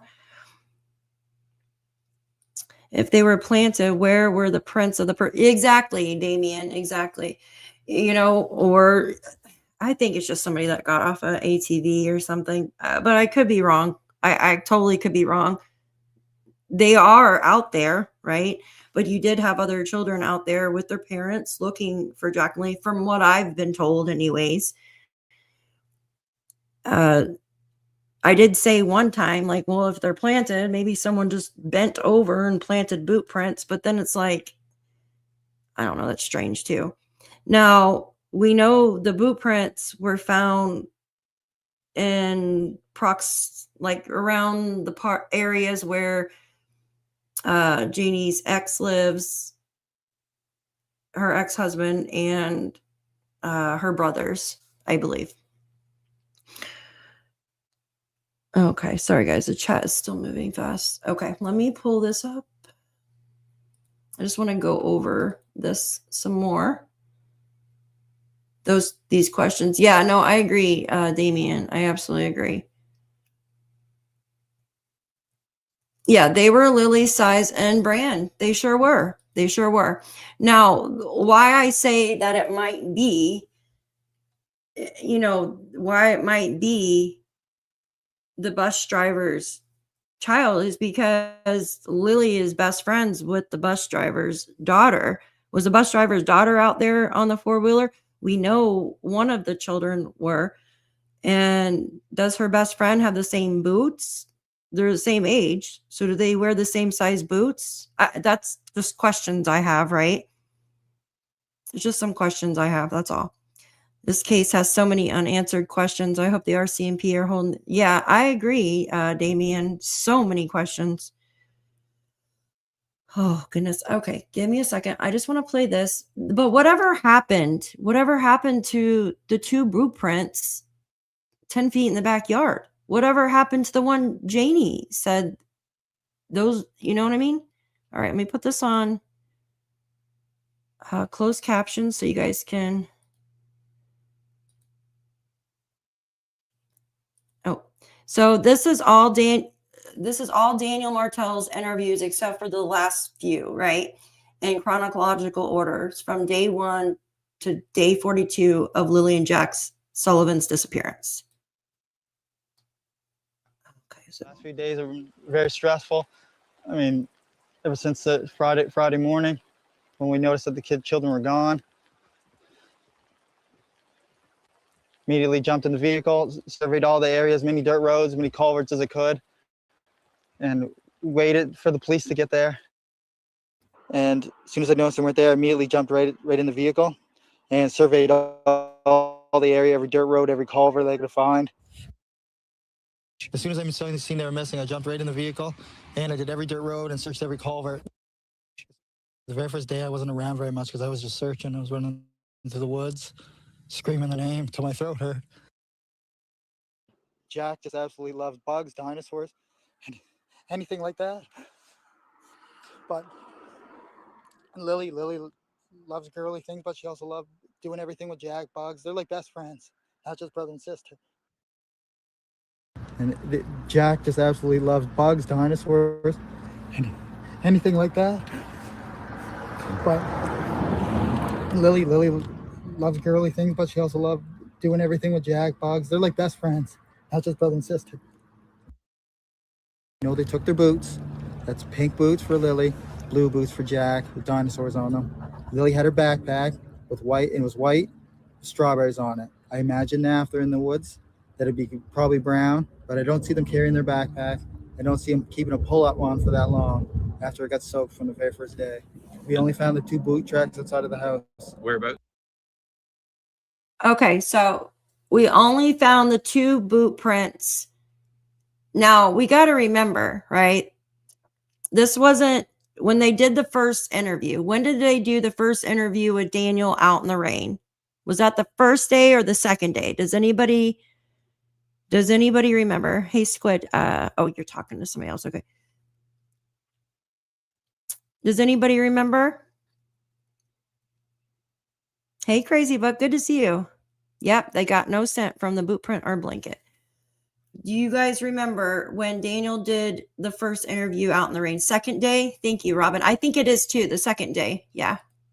You believe it was the first, Nova? Okay. But this interview here, right? Okay. What I'm trying to find out, this interview right here where he's wearing this tap out shirt, which day was this? Because if you remember correctly, they found the boot prints on the pipeline on the night of the 2nd, going into the 3rd, May 3rd. No. The one where he's out of breath. This one right here, where he's talking about the boot prints in the backyard. No, you guys are probably correct. 2nd day. Okay, thank you. Okay, so this had to been the 3rd or 4th day. So timings, I'm trying to connect it. So this interview, he would have known about the ones on the pipeline, right? Cindy, the ones on the driveway where Daniel says that the dog got a scent from, the RCMP would never confirm or deny that. They wouldn't. Yeah, we spoke about that. Squid, you and I were like emailing each other about it not too long ago. They would never confirm or deny that, and I can find that email too in a moment. But listen to what he says. Right beside the house, probably 10 feet away from the backyard. In the backyard, okay. Nothing new, other than the helicopters are still in the air, and they had dogs. They took around the dogs today, and as of last night, they had 8 more drones going up with infrared.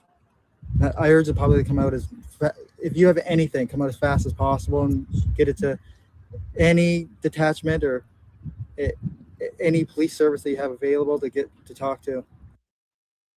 We were searching. We covered everywhere possible. Even in the first day, we did. Even with me running through the woods, I was ahead of the helicopters and ahead of the drones and stuff like that. Screaming as loud as I can, just until my throat hurt. Running through water that was up to my waist. And as soon as I got back, I wasn't allowed back in the woods until a man dressed in a military outfit said I could go back into the woods. I hate being wet and cold. So they immediately would have came right back into the house. The only 2 prints are right beside the house facing the road, and then that's it. Just waiting and waiting and waiting for him to come home. Hardly any evidence at all since the first day. It's mind-boggling that nothing else was found. The last of RCMP in the area that I've seen, they were at Landsdowne Lake, and they told me that they scoured the lake, divers, and sonared the lake, and there's no evidence at all. If they were in this area, would have found them. My family's still searching. You said they're flying in someone to do a polygraph test. Is that on you? That's not just on me, but on everyone. That's what I asked for. I asked for that so early on, and there's not many places that do it in Canada, so they're flying somebody in. Why do you think you need to do that? Do you think they don't believe you? I think their side of the family doesn't believe me, and I just want to clear it up for everyone. Clear it up for everyone, not just the people online making crazy accusations and everything else. Okay. I'm gonna stop it right there, and I'm gonna take you over to something. Hold on, I missed something. Oh, thank you, Miss Missy. Okay, somebody said something, and I'm trying to find it. Hi, Blue Eyes, good to see you. Who? Oh my gosh, I know that Diamonds just asked me something. Now I'm trying to find it. And Daphne, did Jack wear a pull-up to school? How would Daniel know he had a pull-up on when he left the house if he didn't always wear them? I guess maybe just insinuating that he had one on because of sleeping in one, maybe? But I'm not sure. Yeah, good question. Good question. Hi, YouTuber. Good to see you. Always good to see you. Thanks for being here. All right, let me take you here. All right, let me remove this.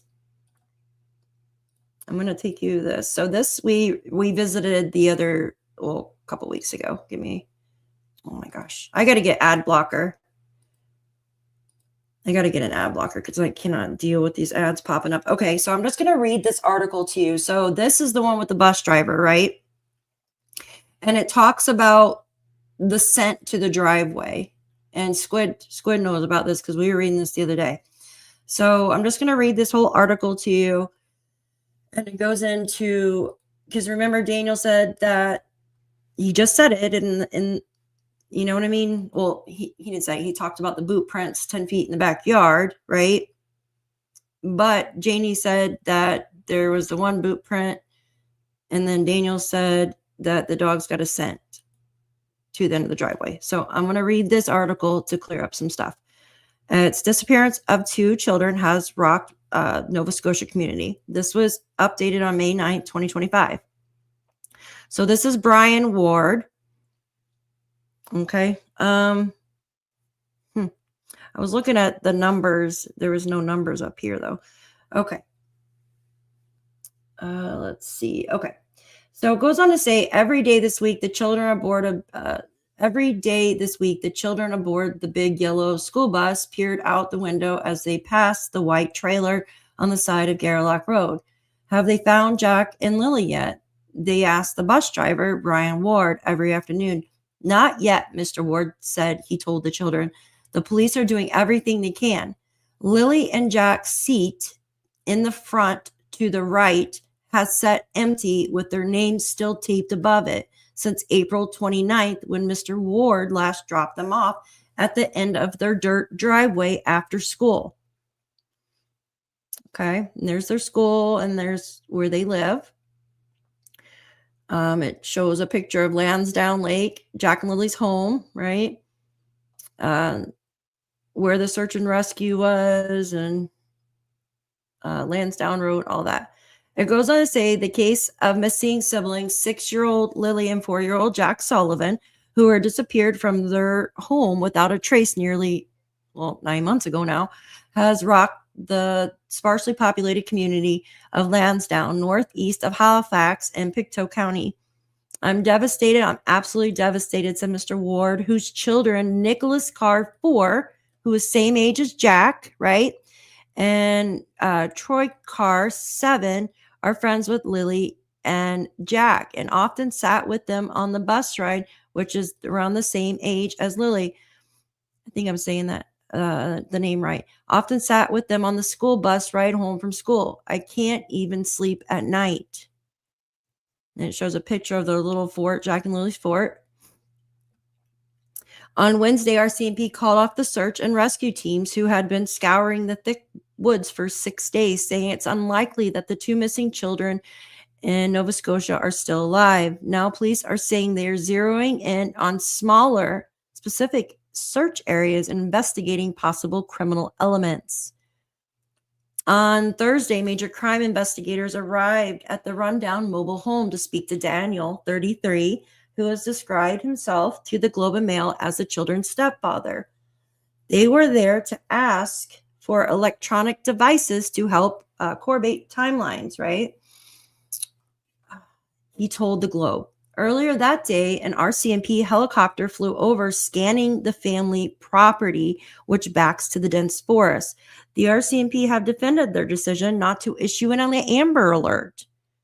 They have defended their decision not to issue an Amber Alert in the case, arguing the investigation didn't meet the criteria, which includes the belief that a child has been abducted or is in grave danger. The Mounties also declined to discuss the Mounties also declined to discuss the stepfather's claim that divers were called in Thursday to search nearby Landsdowne Lake or confirm a report that tracking dogs had followed the kids' scent to the end of the family's driveway. I have a question. Hi, Ange. Good to see you. Thanks for being here. I have a question. I don't know if Nova is still in here. Oh, thank you, Peacemaker, for being here, hon. I appreciate you. You have a good day. Yeah, we're live, Universal. We're live. I have a question for Nova if she's in here.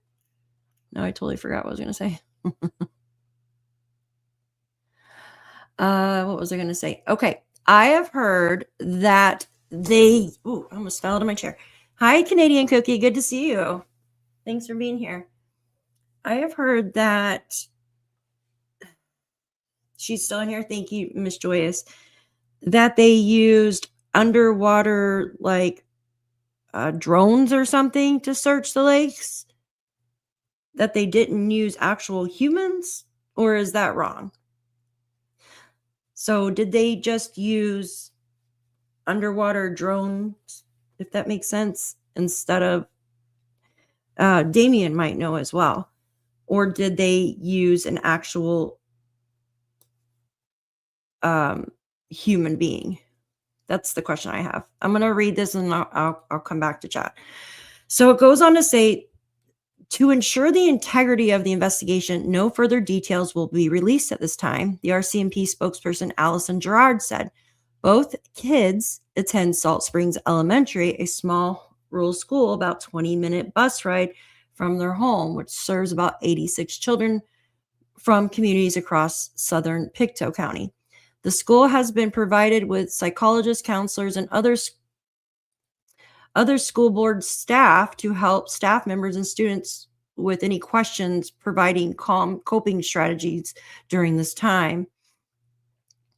Okay, I'm going to read this part here. It says, Mr. Ward said he headed into the woods on his ATV to look for Lilly and Jack as soon as he heard the children had been reported missing on the morning of May 2nd. Have said that they believe the children wandered away from the home. Now, did Mr. Ward have one of his children on the ATV? Because we heard that. You didn't hear that, Nova? Okay. I'm going to look into that. Sonar, maybe, Robin. Thank you. Okay. So, yeah, Damien was here. I don't know if he left or not. Hold on one second. Are you leaving, Miss Joyous? It's noon and I got to go. Thank you so much, Joyous, for being here. I appreciate you. You have a wonderful evening and a wonderful day, hon. Thank you so much. We remember that we were told that the bus driver's wife was on an ATV. And one of the children were with her on that ATV, right? Wasn't it the bus driver's wife? Hey, Mike, good to see you. What is going on? All these pop-ups. If the mother was just irresponsible, maybe dealing with postpartum. Yeah, I don't know. One pond never got checked. Yeah, that's what I heard too. I don't know if it was revisited later on, though. I hear his wife had a kid on an ATV and stopped to get off the pee. Yes, Cassandra. Yes, that's what I heard as well. Yes. Okay. Yeah, guys, give me 1 second. Let me go through this and then we're going to, because I think it's very important, this article. Okay, what did I miss here? Okay, so Mr. Ward was on his ATV to go look for Jack and Lilly. Did he bring one of the children with him? One of Jack and Lily's friends with him? And then his wife took the other child? Okay, he says he described Jack and Lilly as full of life, always smiling and laughing. Lilly would let out these high-pitched squeals if he said, I'd get after her all the time for it, or all the time. Lilly, you can't be doing that. He also described her as a bit of a drama queen. If she had a sore foot, she said her foot was broken, he said with a laugh. Jack sometimes fell asleep on the way home from school, but more often than not, he was chatty. He'd say, bus driver, hey, bus driver, Mr. Ward recalled. He goes on to say, if he was trying to talk to you and couldn't get your attention, the little booger would take his boot off and throw it at you. Jack is famous for throwing his boots at me. Inside the family's trailer, paintings and awards hang in the small, well-worn kitchen. And one piece of art, Lilly says her mom makes cupcakes, plays with toys, and watches movies. I love my mom. She wrote neatly in pencil. There's also a red painting by Jack of an insect. Family members have said he loves to dig for worms and turn over pieces of wood to look for bugs. There's their photos. Okay, let me read this to you guys. So along the densely wooded section of Gairloch Road with no immediate neighbors, the only traffic is usually logging trucks. The children's mother, Malaya, and Mr. Martell moved into the home about 2 years ago. She left on the weekend with her and Martell's 16-month-old daughter to be with her mother and hasn't returned. Malaya, so I don't think it mentions anything else about, give me a second, the boot prints or anything in here. So I'm going to go to this video. Hold on. Oh, it does talk about this person here. So Madison Spears, a neighbor who lives a kilometer up the road, grew up with Martell, said her 3-year-old daughter has attended birthday parties with Lilly and Jack. She has said she's heartbroken that no trace of the children has turned up. Okay, so that article's done. Give me a second. I'm trying not to make this too long. I know we're going on 2 hours. I appreciate all of you for being here. Thank you so much for being here, you guys. Yeah, I have, Cassandra. I have absolutely looked that up. It's terrifying. But I heard he can't come, but, he can't come, but yet, hold on one second. Okay, my fingers are frozen. Oh, give me a second. Hi, Andrea. Good to see you. If you blame them, I wonder if it's because you had the same size. Huh. Yes. Okay. So we're going to go over to that. Give me a second. I just thought it was, in the RCMP they still have not come out with that yet. How do I get to the next one in the playlist? Hold on. God, I hate this thing here. So, there we go. Okay, so he spoke about the 2 boot prints and the 10 feet in the backyard, right? And then, oh my goodness, come on. Where did it go? I just had it. Now I can't find it. All right, here it is. Okay, give me a sec, guys. You're probably going to hate me for this, but I apologize.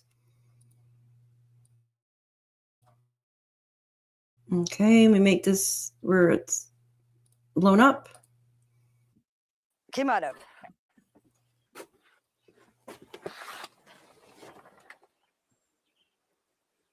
Mm-hmm. Frozen? Yeah. Sorry, guys. Computer's gonna blow up. It's the morning of May 2nd. Take me through what happened. Okay, I was up at 6 o'clock, sat in there and had my tea. And then on Facebook, 7 o'clock,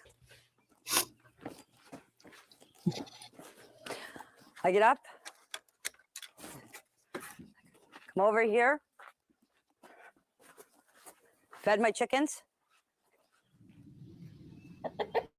One chicken. My brother, Ron, called me at 8:48 and asked me if I wanted to go to town with him. And I said, no. I said, I'm staying home. I said, I'm going back to bed. Okay, I went. That's another thing too, right? So we heard, yeah, guys, sorry. I try to put, it's StreamYard in my old computer. That's what it is. So we were told that Janie was up at 6, right? And then there was something along the way where we were told that her brother called her at like 6:24 or something like that. But I don't think she answered the phone there or did something, right? And then she spoke to him on the phone at the 8, around the 8 o'clock time. So, or 8:38 or 8:48 or something. She just said it. I laid down. Next thing you know, my dog started barking and the kids were out in the yard. Now you can see there's 2 swings where the kids play.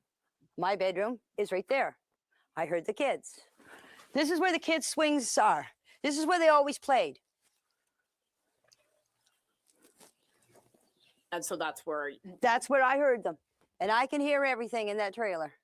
If 2 kids get out of a fence And Jack and Lily are all the time yelling, especially Lily. Come on, Jackie. Come on, Jackie. Let's go, Jackie. Let's go, Jackie.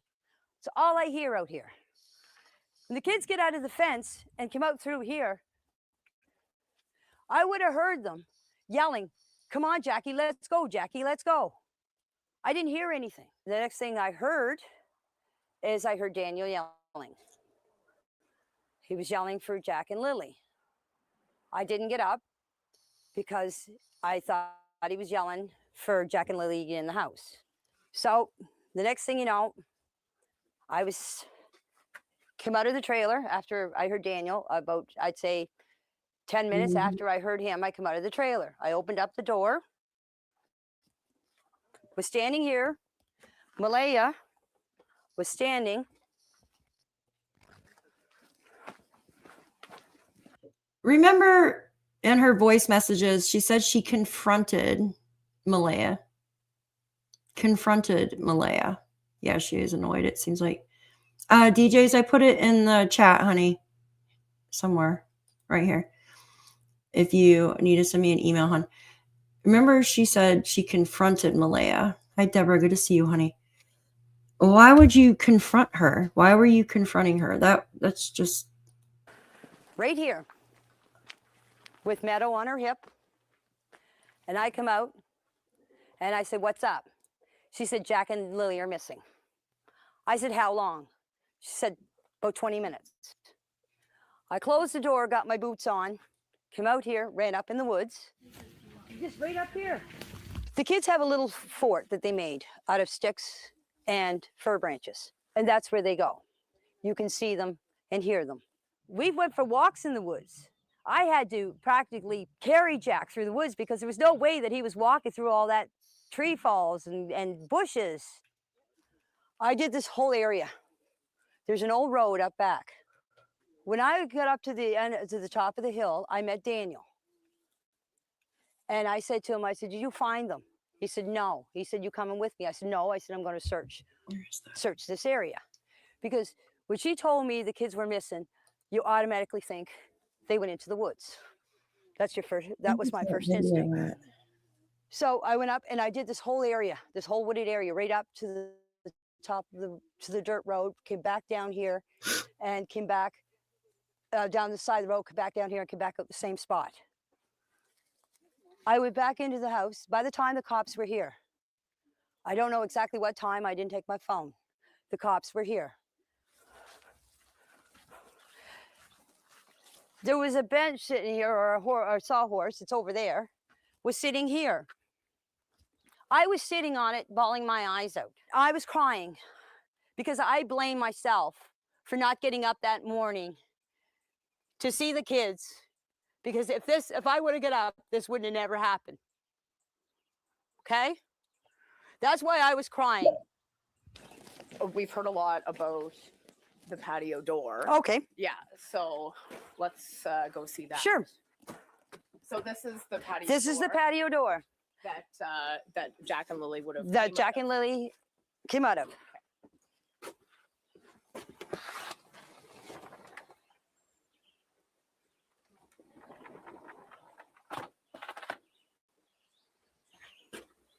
And so tell us why we've heard about the patio door. Because everybody's saying on Facebook, on YouTube, on TikTok that the patio door makes a noise. And why they didn't hear the door open. The bedroom is back there. Okay? That far window. The last window is the bedroom.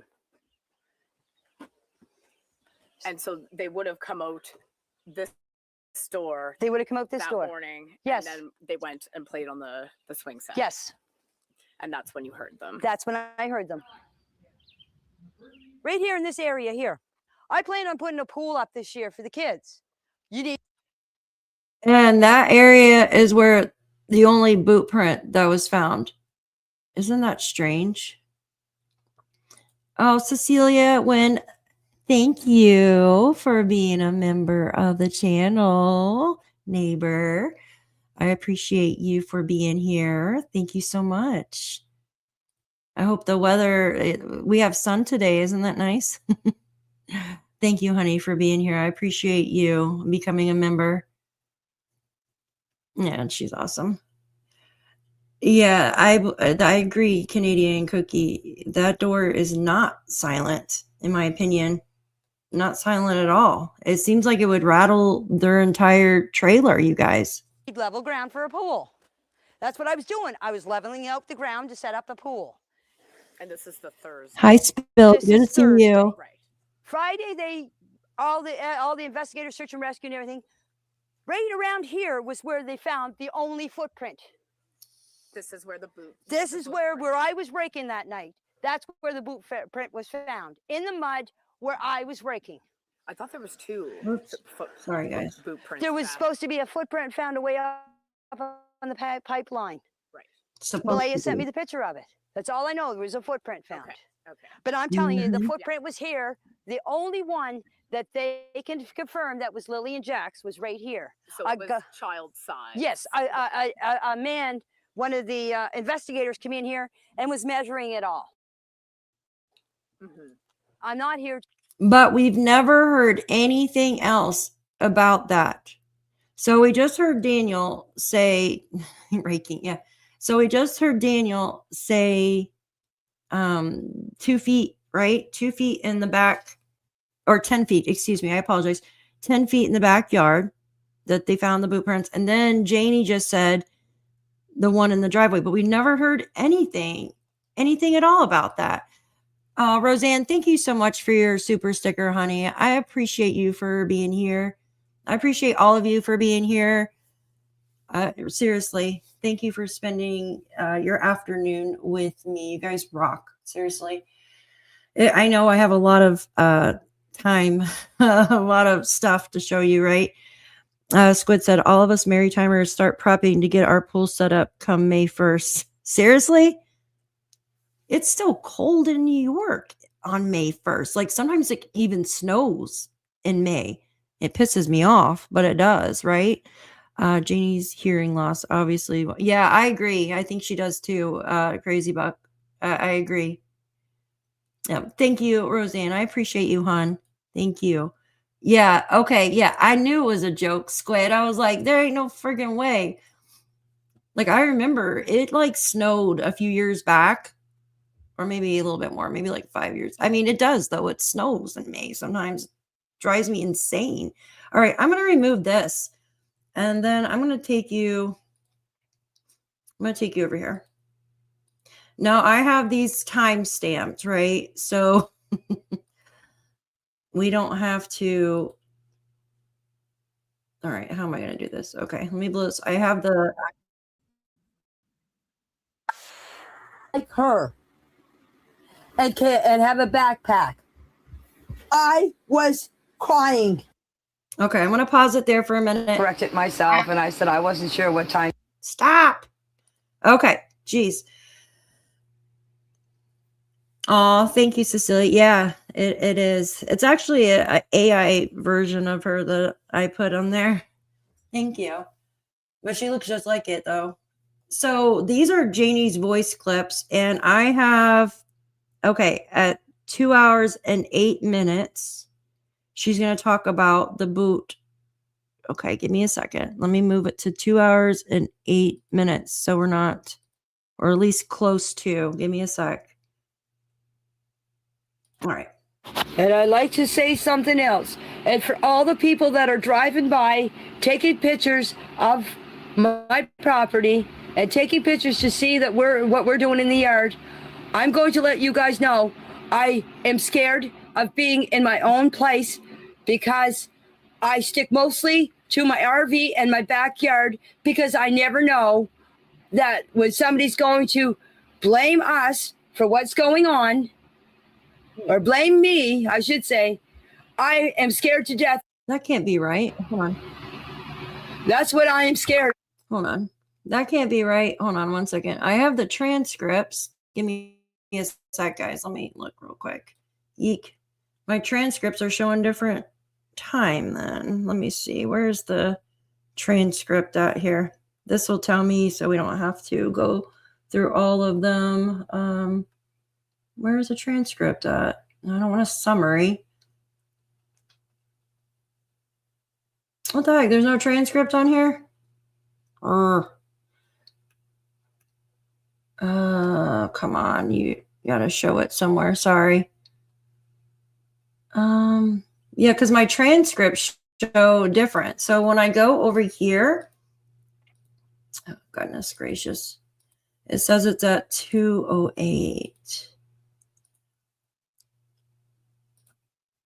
Okay, so we'll just do this here. So this is Janie's transcripts. Thank you, Knitted. You have a good day, dear. Thank you so much. These are the Janie's transcripts. I kind of just turned, I don't know why I'm not able to find it on here. It's really weird on the actual video, but I have them in a document. So she was talking about the footprint, right?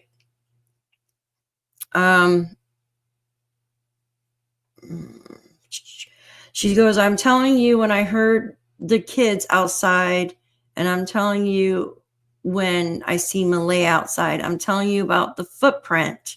So she was telling you about the footprint, that what she was just telling you in the news article. Give me 1 second. Okay, this talks about the RCMP. Looking for Jack and Lilly. Okay. Give me 1 second.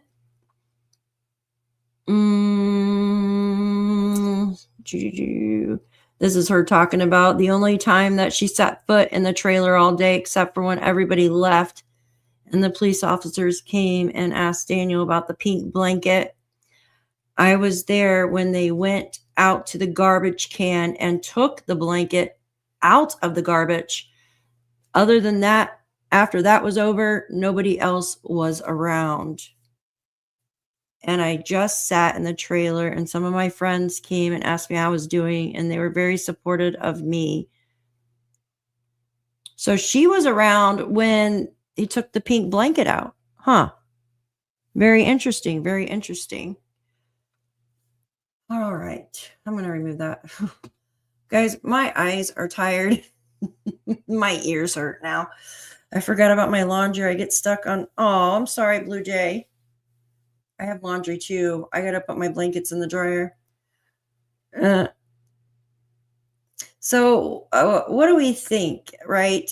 One thing I want to look into is if they use underwater drones, or I know they use the radar, or did they actually have divers scour the lakes? That's one question I have.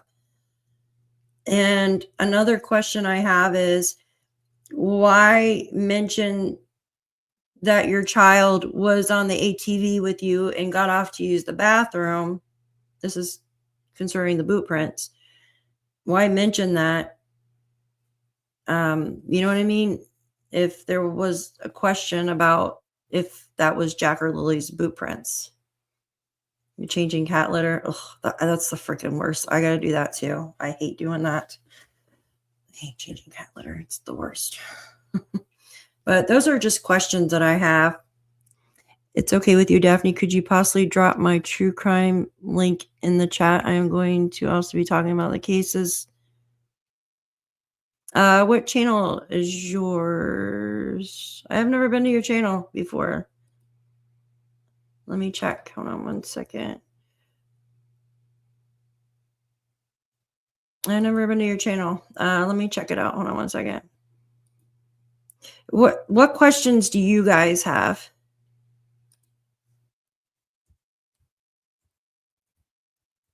You guys have any questions? Give me a sec. I'm going to read this real quick. When they hear the kids playing outside, though, the bedroom window is close to the backyard. You would think so. You would absolutely think so, that they would hear. Especially if they heard that. I mean, Daniel said that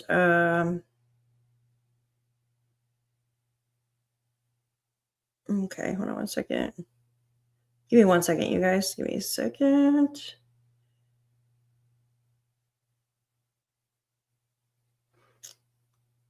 All right, 1 second. I was trying to find question dispatch call at 8. Dispatch call at 8. You want me to pull that up real quick? I can pull that up. Yeah, give me a second. I can pull it up. Oh, love you, Robin. Thank you.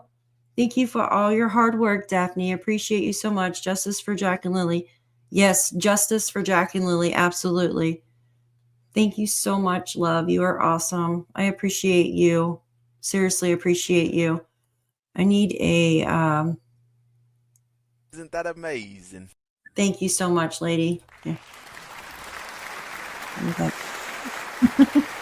Thank you.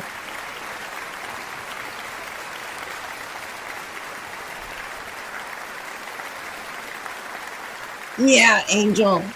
Am I going to cover the pink blanket? Angel wings of pink blankets could talk. Thank you, Miss Robin. You rock. Yeah, Cecilia, I don't understand how 2 kids go poof. Yeah, I agree. It just doesn't make sense. Here, I'll pull up that dispatch real quick. Give me a second. And I'll show you about I'll show you where it says about the 8 o'clock. What is this? Hold on. Is this it? Let's see. What was it? 8 o'clock? 8 o'clock. Okay.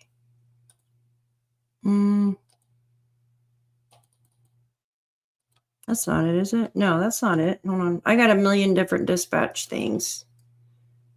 Yeah, so they said the kids had been missing since 8 o'clock. That was the time frame. If you give me a second, I can pull it up. It's in one of these. Is this transcripts? Why does it come up so weird like this? Oh, I see what it's doing. Because I have dispatch for. I got dispatch for other cases too in here. Jeez.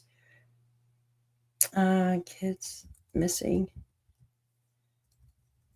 Hold on. Okay. All right, let's see. I'll go over this real quick. The sheer number of videos, 8 o'clock. Why she wants us to know. Hi, Debbie. Believe that he wasn't driving it. Nobody questioned if he offered it. Driving it? I'm trying to understand. Like driving her vehicle, Debbie? If everything is quiet, like Malay said, they heard Lilly and Jack. Yeah. No, I agree. Hi, Anna Banana. Good to see you. Good to see you. Yes, here. Give me a second, Cecilia. Give me a second. Yes. These people are always out here answering questions nobody asked. Magic flying piece of blanket. Yeah, the freaking blanket, I'm telling you, is hold on 1 second. Hold on 1 second. If I can get this phone to work. Will it work like this? Okay. There we go. All right, I'm looking. Robin will never look like a pink blanket. Dispatch, yeah, later. The ATV, driving the ATV. Oh, the ATV. Yeah, okay. Let me go back to your question then. Now I see what you're saying. For some reason, I was thinking about the car. I've been asking why she wants us to know. Yes, I agree. The ATV. Like, why come out and say you let your child off to use the bathroom? Like, why? Like, what was the point of that? Like, why did we need to know that unless it has to do with the boot prints, right? The cluster of boot prints. Hi, Darlene. Good to see you, hon. I know more. Yeah, I don't even want to deal with the blanket anymore. That is a good question. Probably to rule out moving the kids that morning. Yo, thank you. I appreciate you, Cecilia. Probably rule out him. Yeah. But she gave him her car and trailer like she would deny. Yeah, I agree. Okay, so let's just go through this one more time real quick.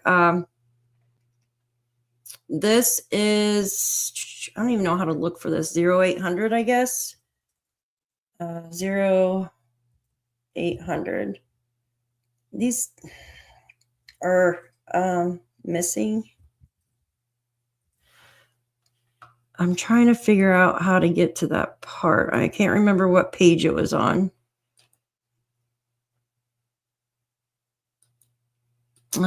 Shoot. Jeez. Nope.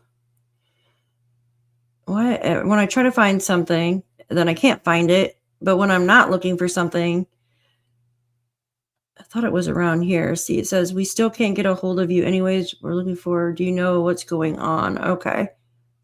Was it around this point? Yeah, it says they've been missing since 0800 on dispatch. Which two locations are the starting point for the missings? 1407 Gairloch Road. It's a lot of cars. So last known residents. So we've been concentrating on the area behind the residence. So I see 2 locations. Okay, so this is where they're trying to get the location of the residents. These were new searchers coming in. Should be down here somewhere, you guys. Goodness gracious. I need to download all of the dispatch too. What was I going to look for? Missing. They've been missing since.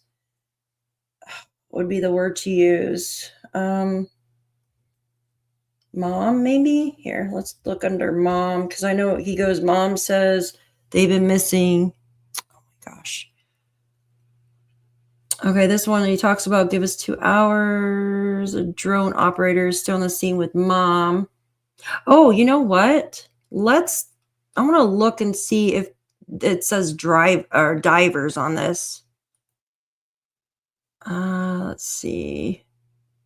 Okay, I think this is it. Mom stays close to the house there in case they happen to sneak back inside. So they told Malaya early on to stay close to the house. Remember how Daniel said Malaya didn't search, blah, blah, blah, blah. Well, they told her to stay close to the house. So that just in case, like, the kids came back home. Let's say Malaya said last saw them at 8. She meant 8 p.m., put them to bed and went to bed. Could be. Yeah, could. Yeah, but I know Malaya said that she put them to bed at 10 or something. Well, first at 9 and then came back and said 10. If not, surely there would be. Okay, if not, surely there would be very least one other footprint in the vicinity. Oh, you guys are talking to yourself. Okay.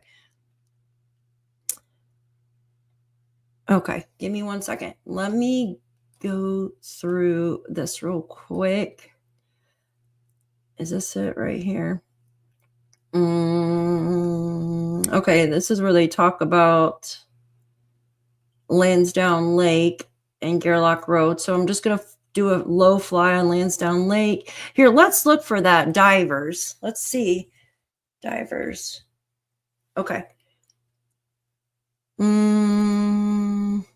Let's see. Nope. Gairloch, I think he's taken considered a spot with them. I was looking to see if they actually had divers in the lake or if it was just. Okay, that's Eden Lake. That's before they got there. Because they were searching that for somebody with a boat. Let's see here. Goodness gracious, get out of there. Oh, let's see. Joe Pilot is Eden Lake. Okay, so Eden Lake, which has nothing to do with Jack and Lilly. Okay, let's see. This was in the beginning. Okay. This talks about. Oh, there was something I noticed too, you guys. There was something I noticed too. Thank you, Cecilia. Well, lasagna sounds so good, Canadian cooking. I'm coming to your house for dinner. Do you have any garlic bread to go with it? I'm just joking. That sounds so good. Didn't the first RCMP press conference on day 6 or whatever say they did 2 lakes but couldn't do a third? Yeah, there was one that they couldn't get into, and they believed that the children couldn't either for some odd reason. Would they call in divers without any evidence or footprints? I'm not sure. Didn't the first... Okay, I already read that one. Hold on one second. Daniel was told to stay out of the woods, but he went back in anyways. Yes, so from my understanding at 10:27, when he got back to the property, this is in one of the statements from him, right? One of the 5. He said the RCMP were there at 10:27, or he just said when he got back from searching, they were there, and they told him not to search in the woods. And I believe it was around 1:30 when the helicopters got there that he was allowed to go back and search, from my understanding. So this is another strange thing. So 10:30. Thank you. So this is another strange thing.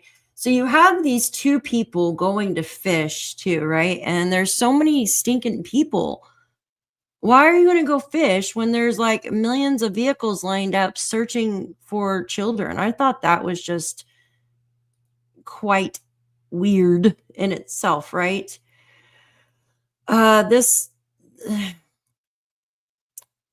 So I remember they also said that the children would not cross the woods either.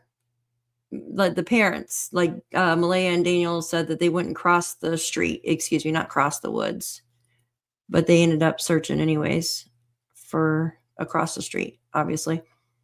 This just goes on to say, you go ahead and take off from the house and go up to the lake just north of the residence here. I'm going to do a low fly around the coast. And they're talking about Landsdowne Lake there, even though it says Lanton Lake, but it's Landsdowne Lake. And sometimes the voice to text doesn't come out correctly. Yeah, I don't see anywhere where they actually dive into the lake or anything. The lake is too far from me to fly, so I'm just going to return. Okay, I don't see anywhere where they're actually diving in there. Can you put your gear down in there? Okay. Your gear down in there, talking about like the radar, I guess. I'll call you when we're out. Okay. Hold on, I'm reading through this real quick. Any particular... Okay, so no, that's not. All right. We're currently at 1,300 feet, approach to the north side of the lake there. So I think they just did radar on the lake, you guys. Are you still there crocheting, Mama Sue? Yeah, I'm almost done. I've been on here for 2.5 hours. Drones up by 10:45. Okay. Yeah, they got there quick at the house because they were literally around the corner at Eden Lake. Yeah, that blanket, so crazy, right? Okay. Yeah, there's nothing. We did the lake back. Okay. So it talks about like we did the lake back and forth over the shoreline. We're just on our way to get some fuel. Okay. So this is talking about Eden Lake still. Yeah. Eden Lake. Command post from Eden Lake up to you. Okay. And then they talk about the Matheson Road, which is where the Landsdowne Lake is. Landsdowne Lake is a body of water. They're north too. Okay. Does it say anything about them diving in there? I don't see it. That's just a question I have. I just want to know if they actually did it. I'm going to have to read through all of this to find what I'm looking for. Oh, talk to text. Yep. When you do talk to text, it comes out all crazy. I was thinking about all the weird stuff in the woods, and there's some type of math crystals growing in the dark. Math crystals. What the hell's a math crystal?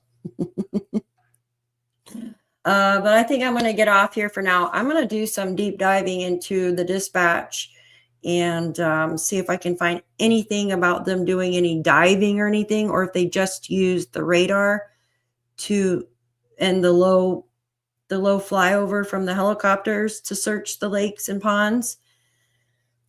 Now, oh, thank you, Squiddy, for being here. Much love to you too. There's something else I wanted to look into too. I would really like to, ooh, yes, that's what I want to look into. I want to see if I can find out who was on the ATVs if with their kids. I'm pretty sure that's mentioned in dispatch. And maybe it'll give an area. Oh, thank you, Cecilia. Thank you, guys. Thank you, Mama Sue. But yes, thank you, Angel Wings. Thank you. It was a long live, wasn't it? Miss Robin, thank you so much for being here. Yeah, all my mods, you guys are great. Thank you. I know this chat was flying earlier, and all our eyes are probably needing a rest now. Freaking my eyes are like crossed. But I love you all. Thank you so very much for being here. I enjoy talking to all of you, and seriously, I really do. And I appreciate each and every one of you for being here. Hopefully more and more answers will come out, or we will get the one big answer to what actually happened to Jack and Lilly. And I hope it's before the year mark, you guys. I just want to mention one thing for those of you that listen to the Broadcastify. If you listen to Broadcastify on May 4, like on May 2nd, excuse me, that dispatch, after a year's gone by on the Broadcastify, they get rid of that dispatch. So I'm going to try to get it all downloaded, even though I have a couple days for the second and the third in transcripts, and I do have clips of dispatch too. So I'm going to try to download it before they delete it. Lately, I just want to say one weird thing. Lately, around the time that Daniel got arrested for what happened, right? That Broadcastify, if you go try to listen to those days, there's nothing there at all. It's really strange. So thank you so much, all of you. Thank you. I appreciate each and every one of you. I'm going to try to upload a video later on with the older lady, right? I believe they got some suspects, and there's some crazy photos of the people that might have taken her. So that's a crazy case too. So thank you so much. Thank you. All right. Much love to each and every one of you. I appreciate your time spent here with me today. And I hope we learned a little bit about the pink blanket. And I mean, still questions there, right? But God, if blankets could talk, that would be very good. Lots of love. Thank you all. Thank you, Maud, to show me how to drop links. I think you just copy them and drop them, but I'm not sure. I just usually go into my phone and grab the link and then paste it into the box. That makes sense. I can show you guys later. I love you all. Thank you so much. Mwah. Have a wonderful day, and justice for Jack and Lilly Sullivan. May answers come before the year mark, because it's coming up quick. Have a great day. Thank you so much. See you later.